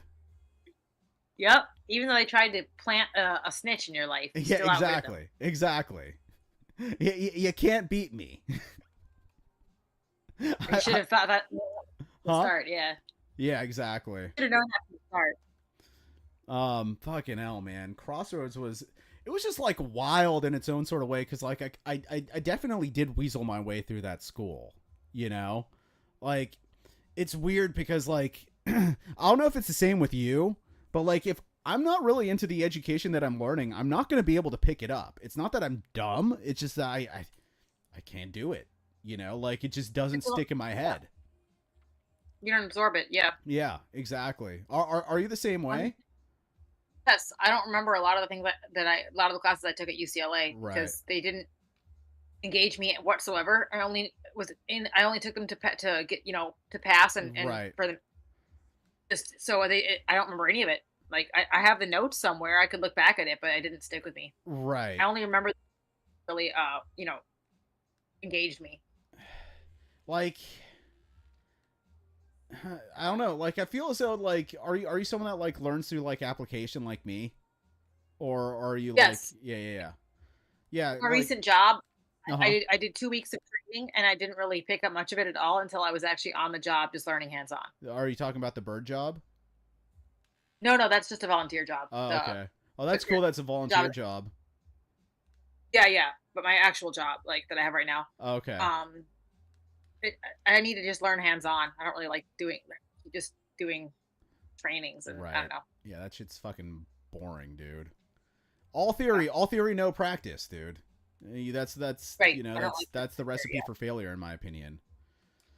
Mm-hmm. I mean, like, you know, there's this whole thing, like, you know, if you look at any sort of community for that matter, you have the like, for example, the occult astrology community, right? You know, you have these people that are like, they'll read all the books, you know, learn how to cast all the spells, right? But never apply it.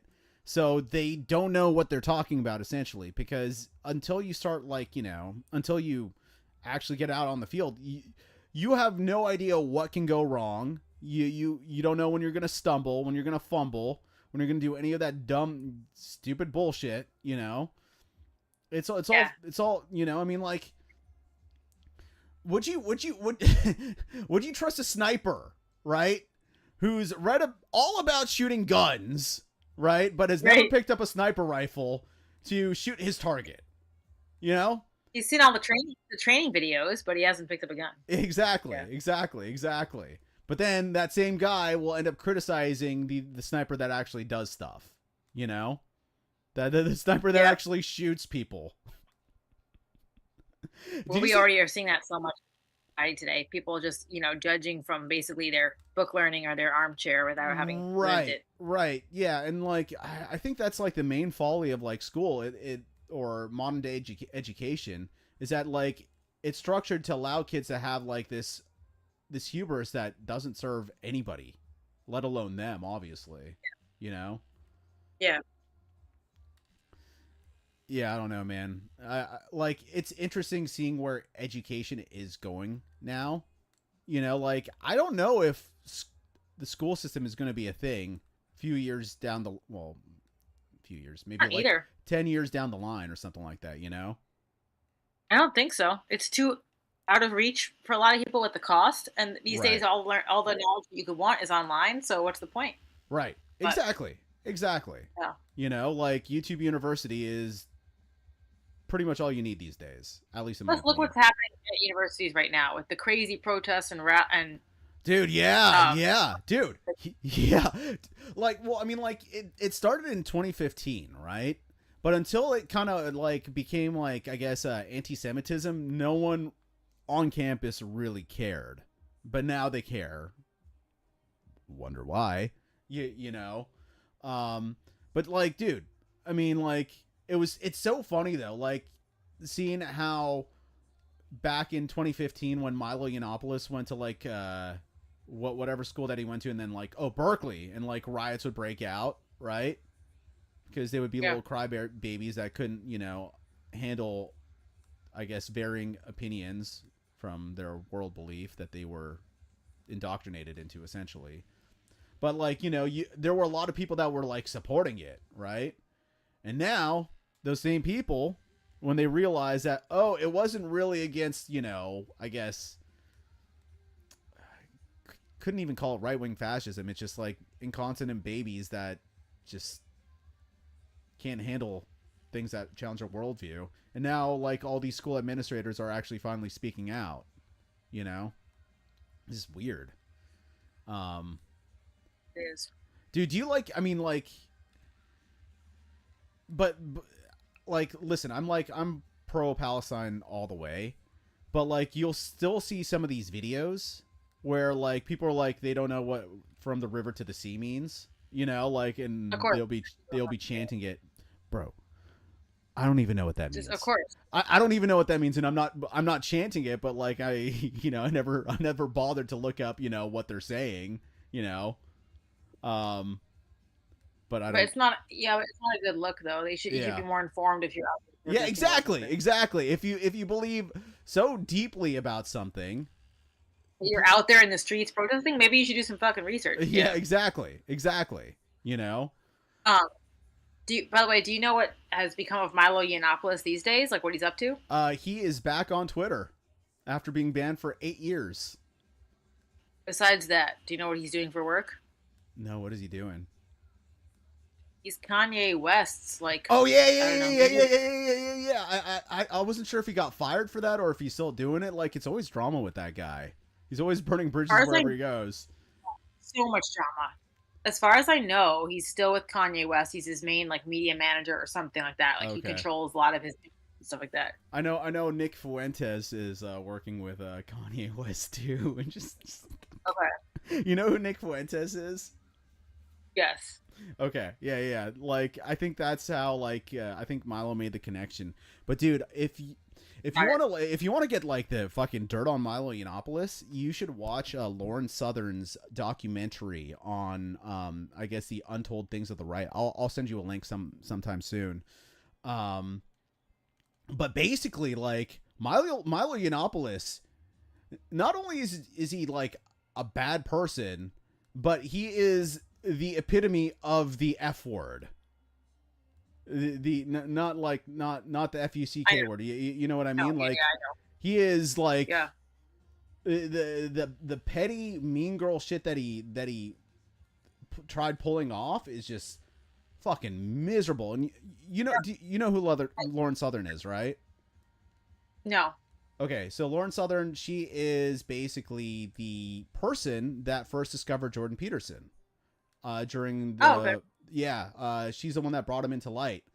Um, she's I mean, these days she's a little more, I wouldn't say she's more liberal, but like she's not as far right as, I wouldn't even say that she was super far right back in the day, but she went through a divorce and kind of like had a reality check that, you know, I guess her marriage at least was not what she idealized it to be and all this sort of stuff. But as far as reporting goes, dude, like I would look into her because she's always talking about some really interesting things that no one else is really talking about. Like, she was the first person to really start talking about how, like, there's a genocide of white people going on in Africa, for example.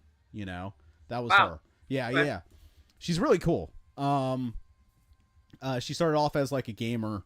Like, it's so crazy seeing like all the people that like are still relevant from like the Gamergate days. Because, like, apparently that's where Milo Yiannopoulos started off as well. Gamergate. I didn't know he was from Gamergate, but Yeah. I know he's a complete petty, dramatic douchebag, and is not a good person because not just from the stuff he puts out there, which one could reasonably assume that just from what he puts out there, but also because recently a chick that I have followed for years, who I really look up to, one of my female role models, an entrepreneur. He was working for Kanye. He was working for Kanye. And she was hired by him to help do a lot of stuff, whatever. So has she always been like right wing or? No. She's not at all. She's apolitical. She's just a very. Her name is Yes Jules. She's like she used to be called the Queen of Snapchat. She's a huge media entrepreneur, businesswoman.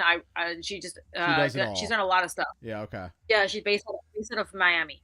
So Kanye, I guess, known Kanye for years, so she was hired on by his team. He and Milo had this huge falling out where he threatened to sue her for like millions of dollars. Oh wow! And she went on Twitter. This just happened like last month, and she's now no longer working for Kanye. And she went on Twitter and literally said like, "Fucking NDA, I'm gonna spill everything. Fucking NDA, like I'm telling it all." And basically, it's all Milo. She said Milo is a toxic, like shitty person. Oh wow! Kanye said that Kanye is a genius and is a great person, but that he's like being led by the wrong people. Right. And she specifically said Milo. And then she went on to reveal a whole bunch of shit Milo did that was just totally like manipulative, just awful. Yeah, like what? And I tend to. Okay, go on. I don't know. You have to look at her Twitter. She listed it all. But I tend to believe anything that stood out. I don't know. I can't remember. I don't. You just remember you remember the important details that he's a fucking scumbag.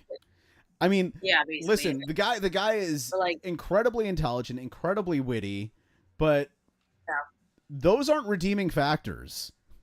You know, because I've followed her very, very closely for like 10 years, and she's like one of my favorite female role models. I tend to believe her when because I feel like I know who she is as a person, right? After all this time, and so when she said all this shit, like, "Oh, it's all Milo. He's ruining Kanye, and he's the reason that I no longer am working for Kanye." I tend to believe that she's right about that. So right. I mean, dude, like, it's so funny how like, I don't know. It's like it makes me kind of cynical about like I guess like work environments and stuff like that, because like even in my experience with my mom in the hotel, like, you know, she would hire some people that were great, but then they wanted to leave because they felt as though that like someone else in the administration was not, you know, did not have the best interest of the hotel in mind, right? Or the way that they ran things were bad, and their presence was severely missed as soon as they left. While the other person, Mm-hmm. fairly often, the people that left, they were right about the other person that we kept, right? Yeah. Yeah. I don't know. It's just like work atmospheres are just, I don't know. Like it's weird to think like the more coworkers or employees you have, the more likely you are to be screwed over, I guess, to some extent or another. That's true. Yeah. You know? Yeah. Yeah, I don't know. I think in life too, though, like think about circle of friends you have. Right. The smaller your circle, the more you can trust them. Right. Um, Right. The and you know, like it's kind of funny, and this is like kind of like a lesson that I've learned pretty recently, is that like sometimes, you know, people will unconsciously screw you over, you know. It could be due to having a lack of backbone. It could be due to the fact that they have trouble believing you when you try pointing something out. But you know, like yeah, it's really, it's kind of interesting how that kind of happens. Like so I it's not always personal. yeah, it's not always personal. You know, it's just they Yeah. have a particular worldview, and you know, like my friend flat out said that, yeah, I scare him. You know, like which is weird because I've known him for since like I was in what, like fifth grade, you know. So yeah, Huh?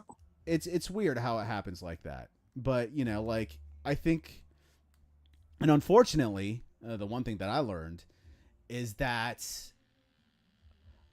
until they, unfortunately, through their behavior, through their unconscious behavior, end up screwing you over, they won't realize that, you know, that you're right about either like your viewpoint in life or the way that you handle situations and stuff like that. You know, I don't know. Maybe it's just a problem for me that I have.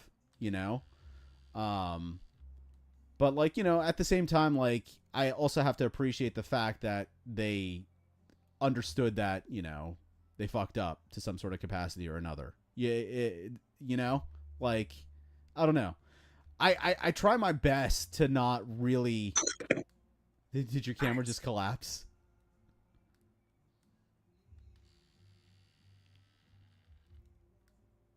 I'm back. I had to kill a bug. It was Was it on bothering the me. And camera?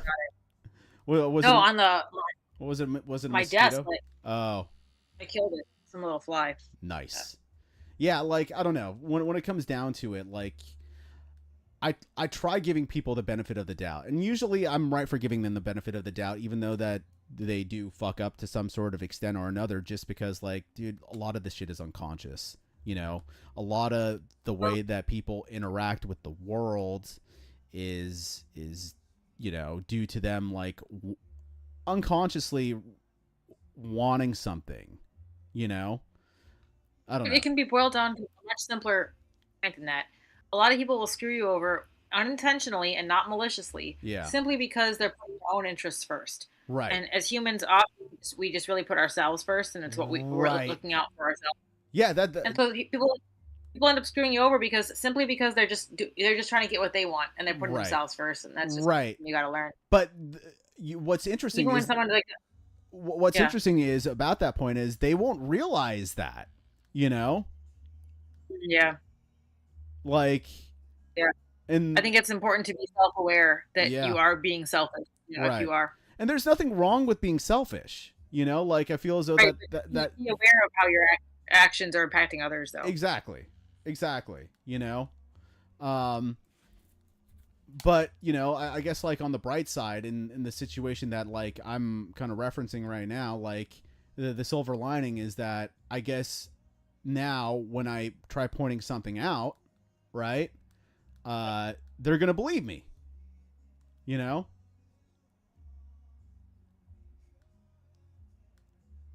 Yeah. Um, so yeah, like I don't know. Life has been so fucking weird lately, dude. Fucking ups and downs. For me too, but Yeah. interesting to know. Yeah, but interesting to know that you're going through it too. I Yeah. mean, you bounced back and forth between continents recently, so Yeah. I Yeah. would Yeah. imagine that has its share of ups and downs. Yeah. Yeah. And I got to do more. Like I have to go back to I get to go back to Japan. Let's reframe that. I Yeah. it's for a month to get residency there. And Okay. as much as I love going there, you know, like my dog is sick, you know, might have testicular cancer. So, Uh oh. yeah. Oh, not poor you. Yeah, so like, you know, like I can't leave my dog, you know. Right. Priorities. Yeah. Uh Well, one of the things I wanted to talk about tonight was mhm. actually hear stories about your trip and ask you about Oh, some okay. stuff that happened. But now we're running out of time, I think, for me Yeah. because it's getting ready for bed before work tomorrow. Yeah, okay. So I will have to save that topic for next time because Yeah, I did want yeah. to hear about Yeah, yeah. some good Yeah, Japan. I've got some good stories there. Like Okay. emotionally Just don't. I wasn't all there, but yeah, we'll get into that next time. Okay. It's a good topic. I really do want. I really want to know. So Okay. Cool, cool. this is a really fun conversation. The path it went down, Yeah, yeah. but I definitely want to go towards Japan next time. All right, sounds good. You're going to head out? Yeah, let me get going for now. I'm feeling pretty Okay. tired and I have to get ready for All bed. right. Night, night. Okay, good talking with you as always. Yeah, always. Talk to you soon. Until next time. Bye Bye. bye. Are you closing out of the I think you have to hang up on Twitch. Yeah, that's right. I have to remember how to. So first I have to get out of this. Yeah. So that's Discord. Oh, there we go, I think. Okay, bye. Bye. Then you have to leave Discord too.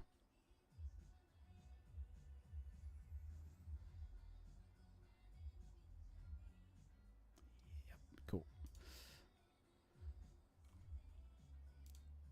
All right. I'm going to finish these races and then move on to Helldivers. Um,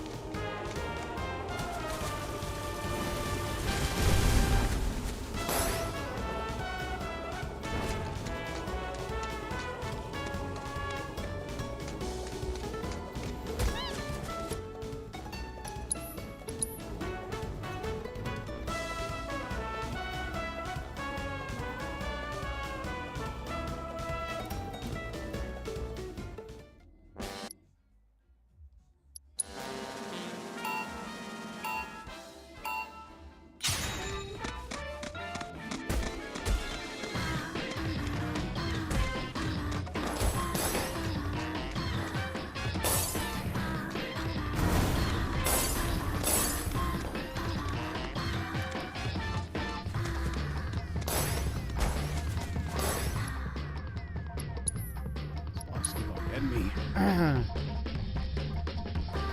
want to finish off this circuit.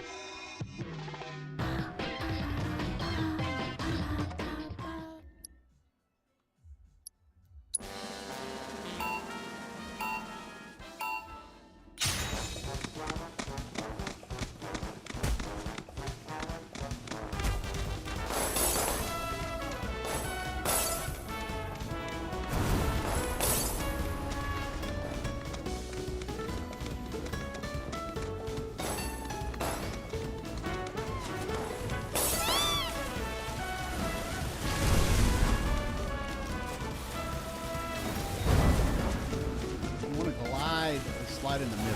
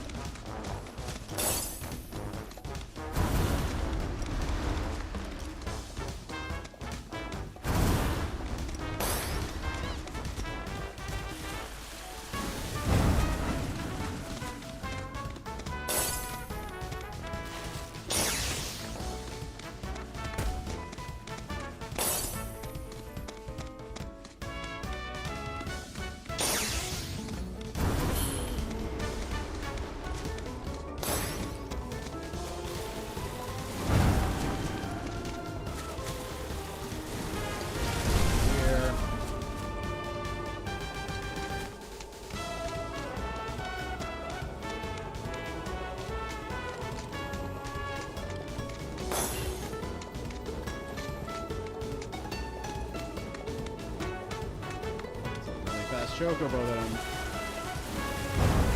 dealing with right now.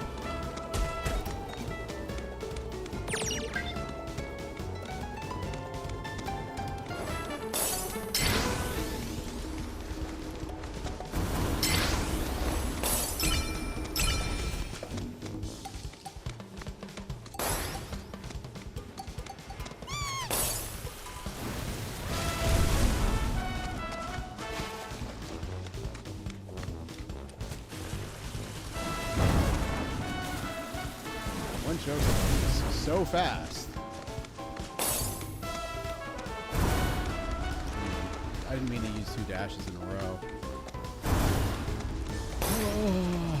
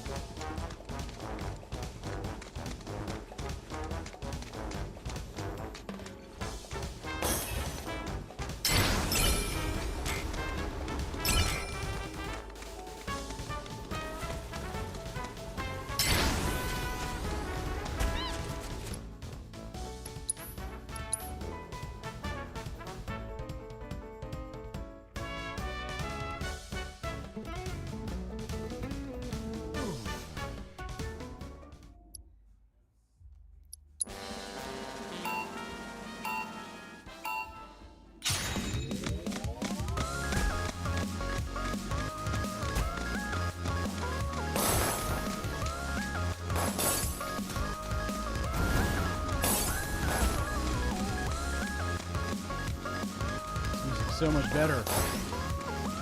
I'm amped now.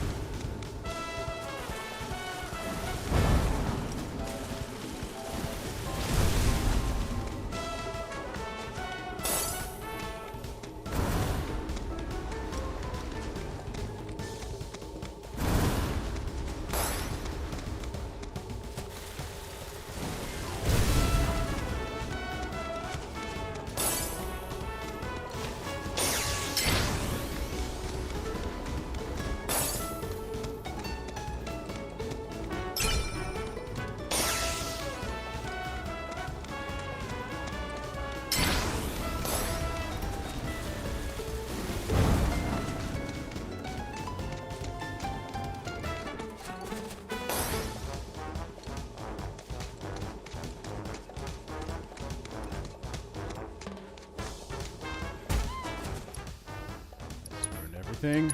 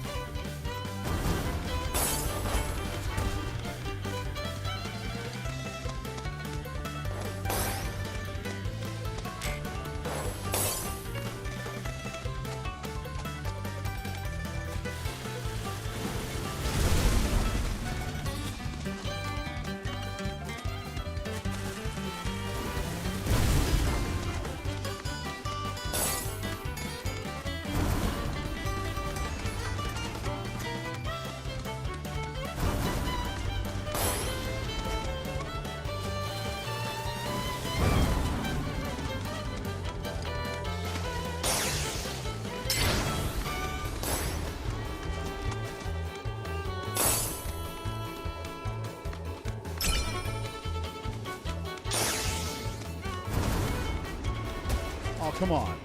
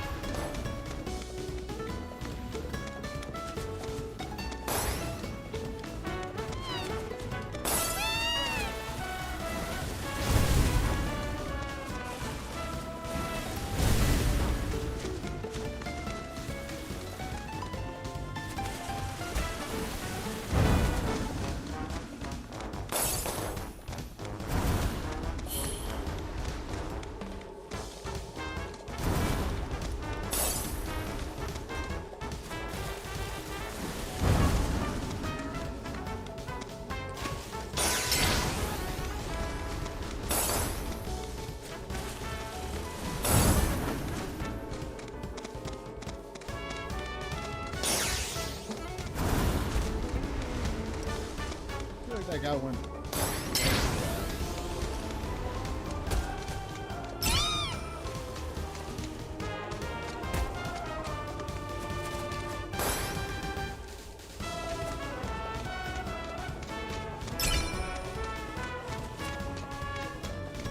Darn it. Straight to 9th place. Holy crap, dude.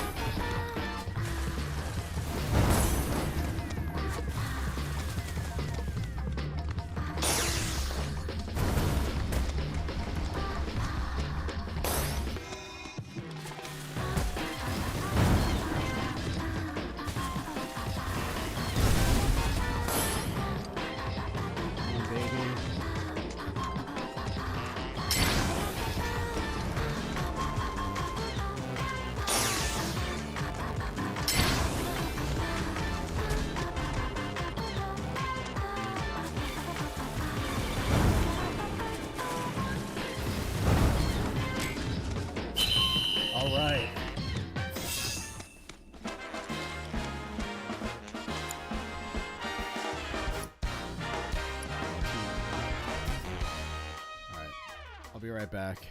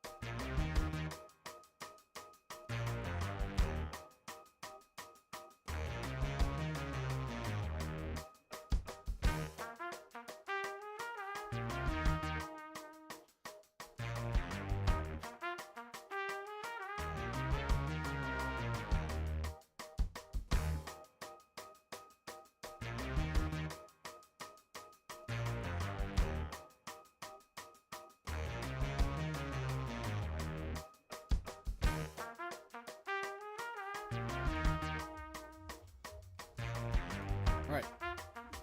Back for some more. I intend to finish this circuit, and then I get to play Helldivers. That's my reward.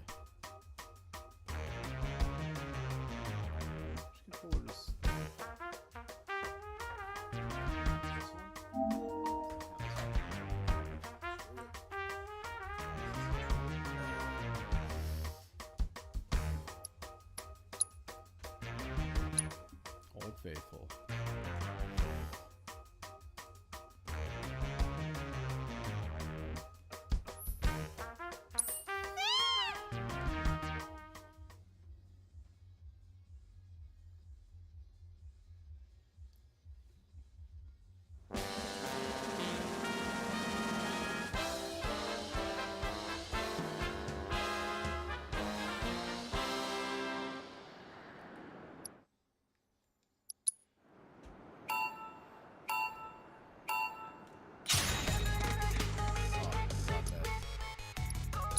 It's not R2, it's X to move, which is weird. Very weird, you know.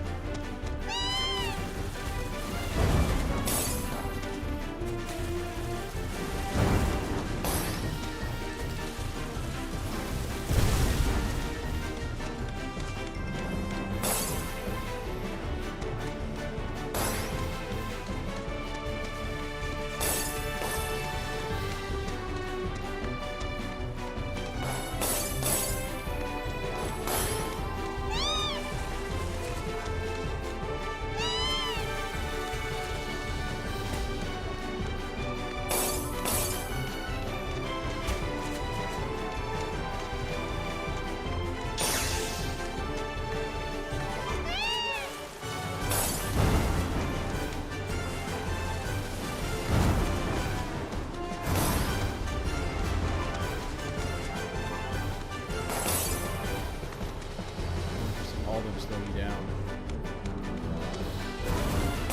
Probably have to dash through that.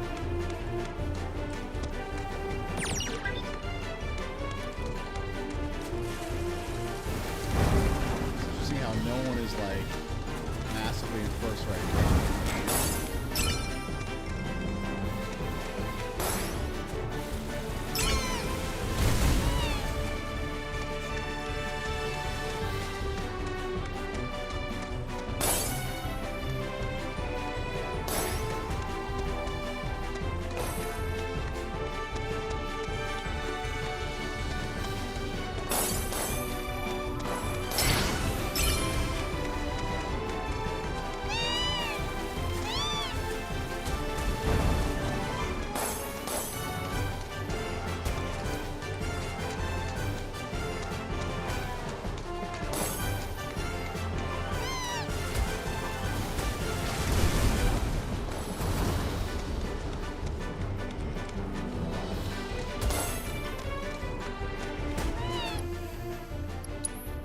This one's not as hard.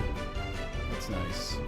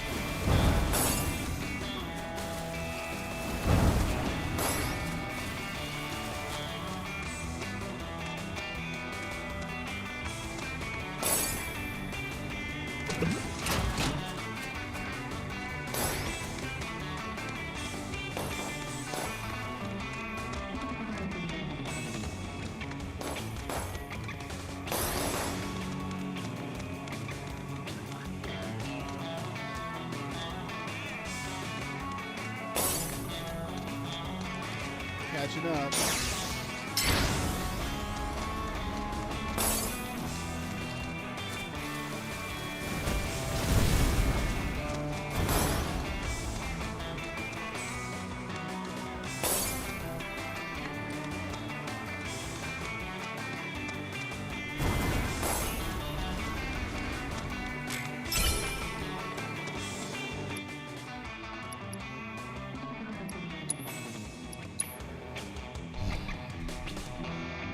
Close.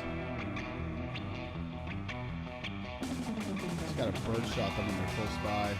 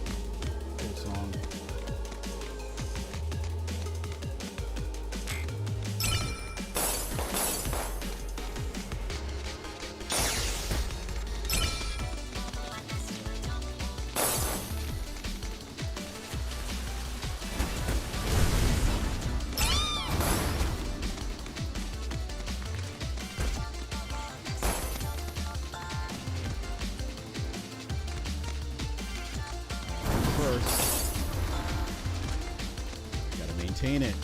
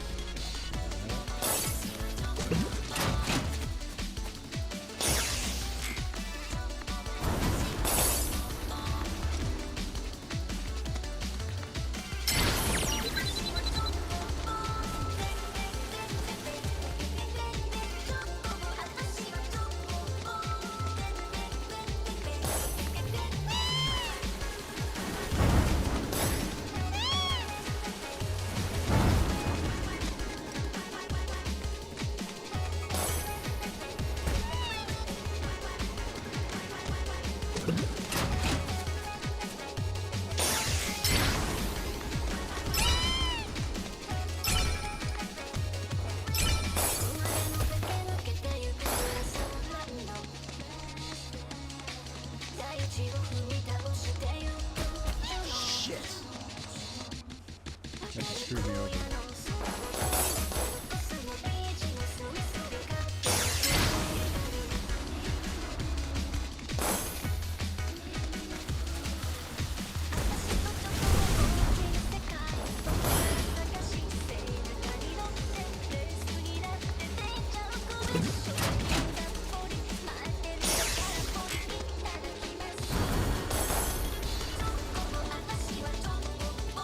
Go. One more.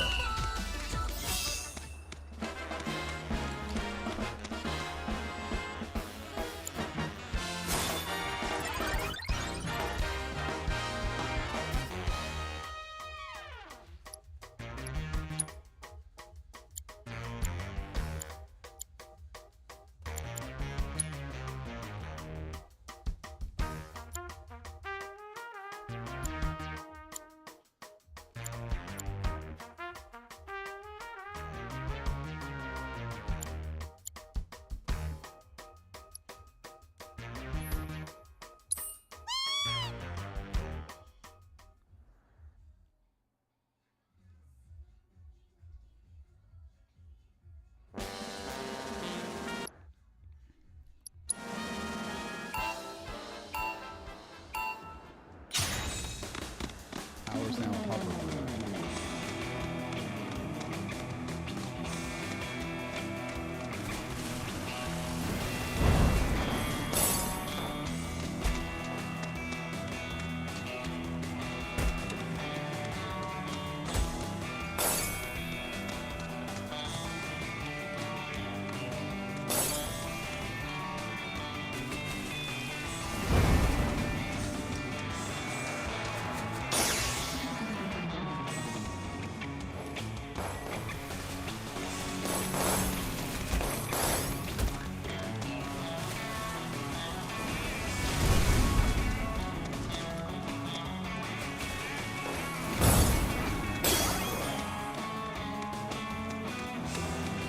Go.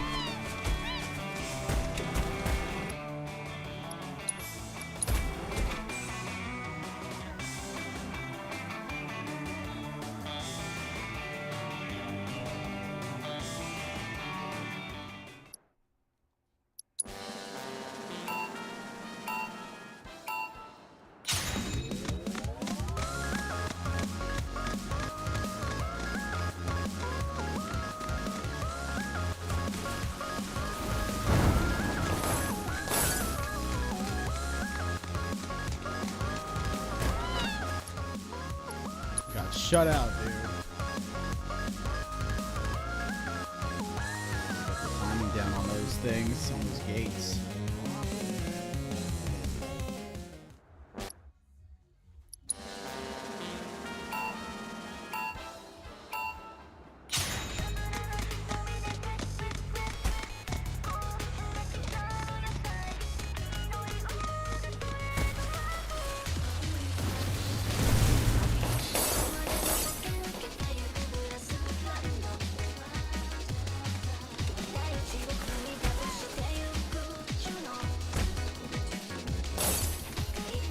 Tenth place.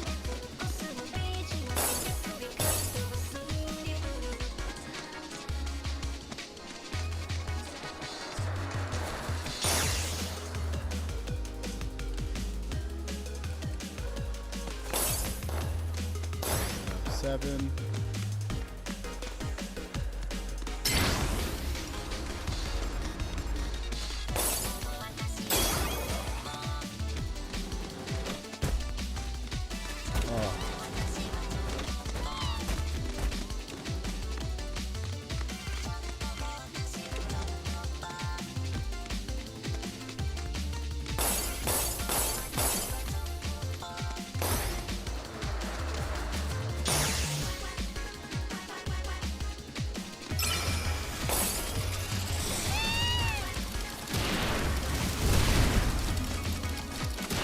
This is like a legitimate speed burst now.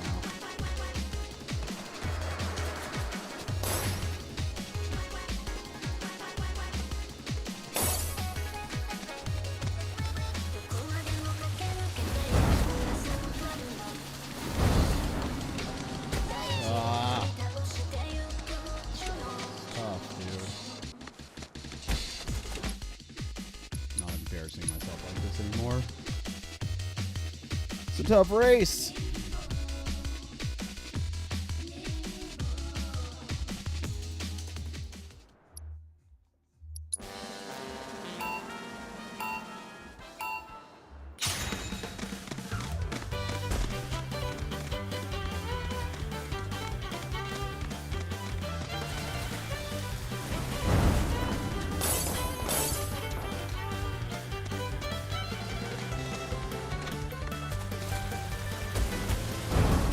That first one, I gotta remember to slide, man. Ride, glide, slippity slide.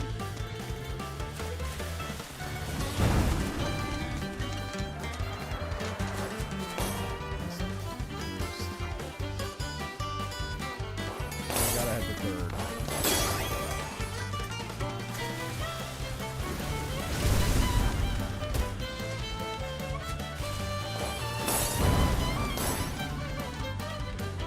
No!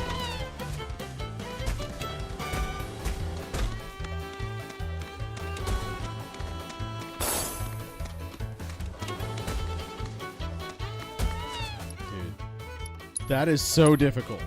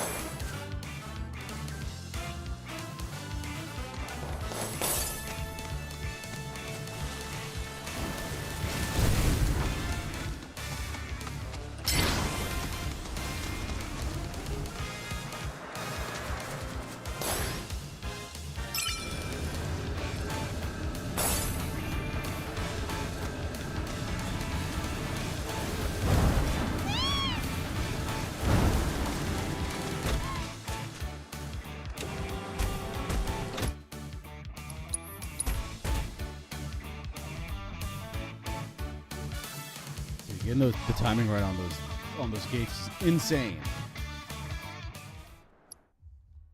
You have to like build a sixth sense for it, essentially.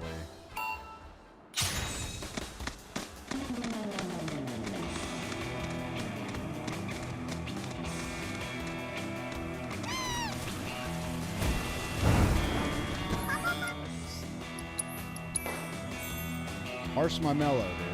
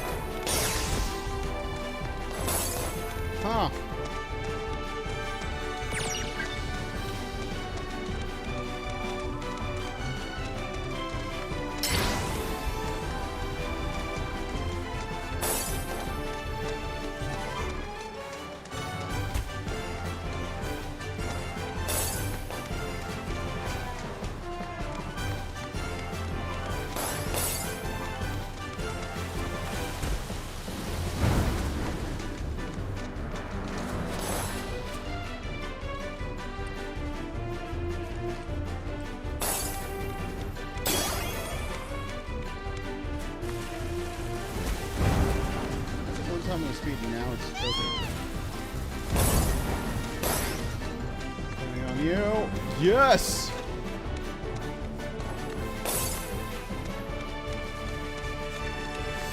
Oh, one against my instinct. Oh, but I have the Choco jump. Maybe I could use that.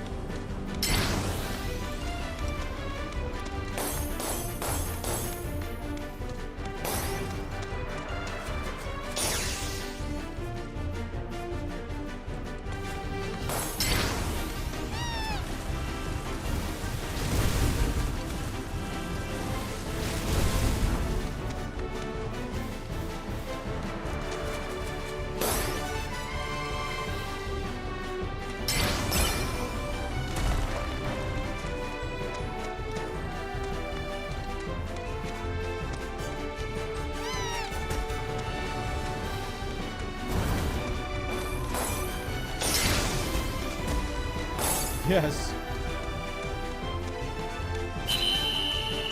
Woo!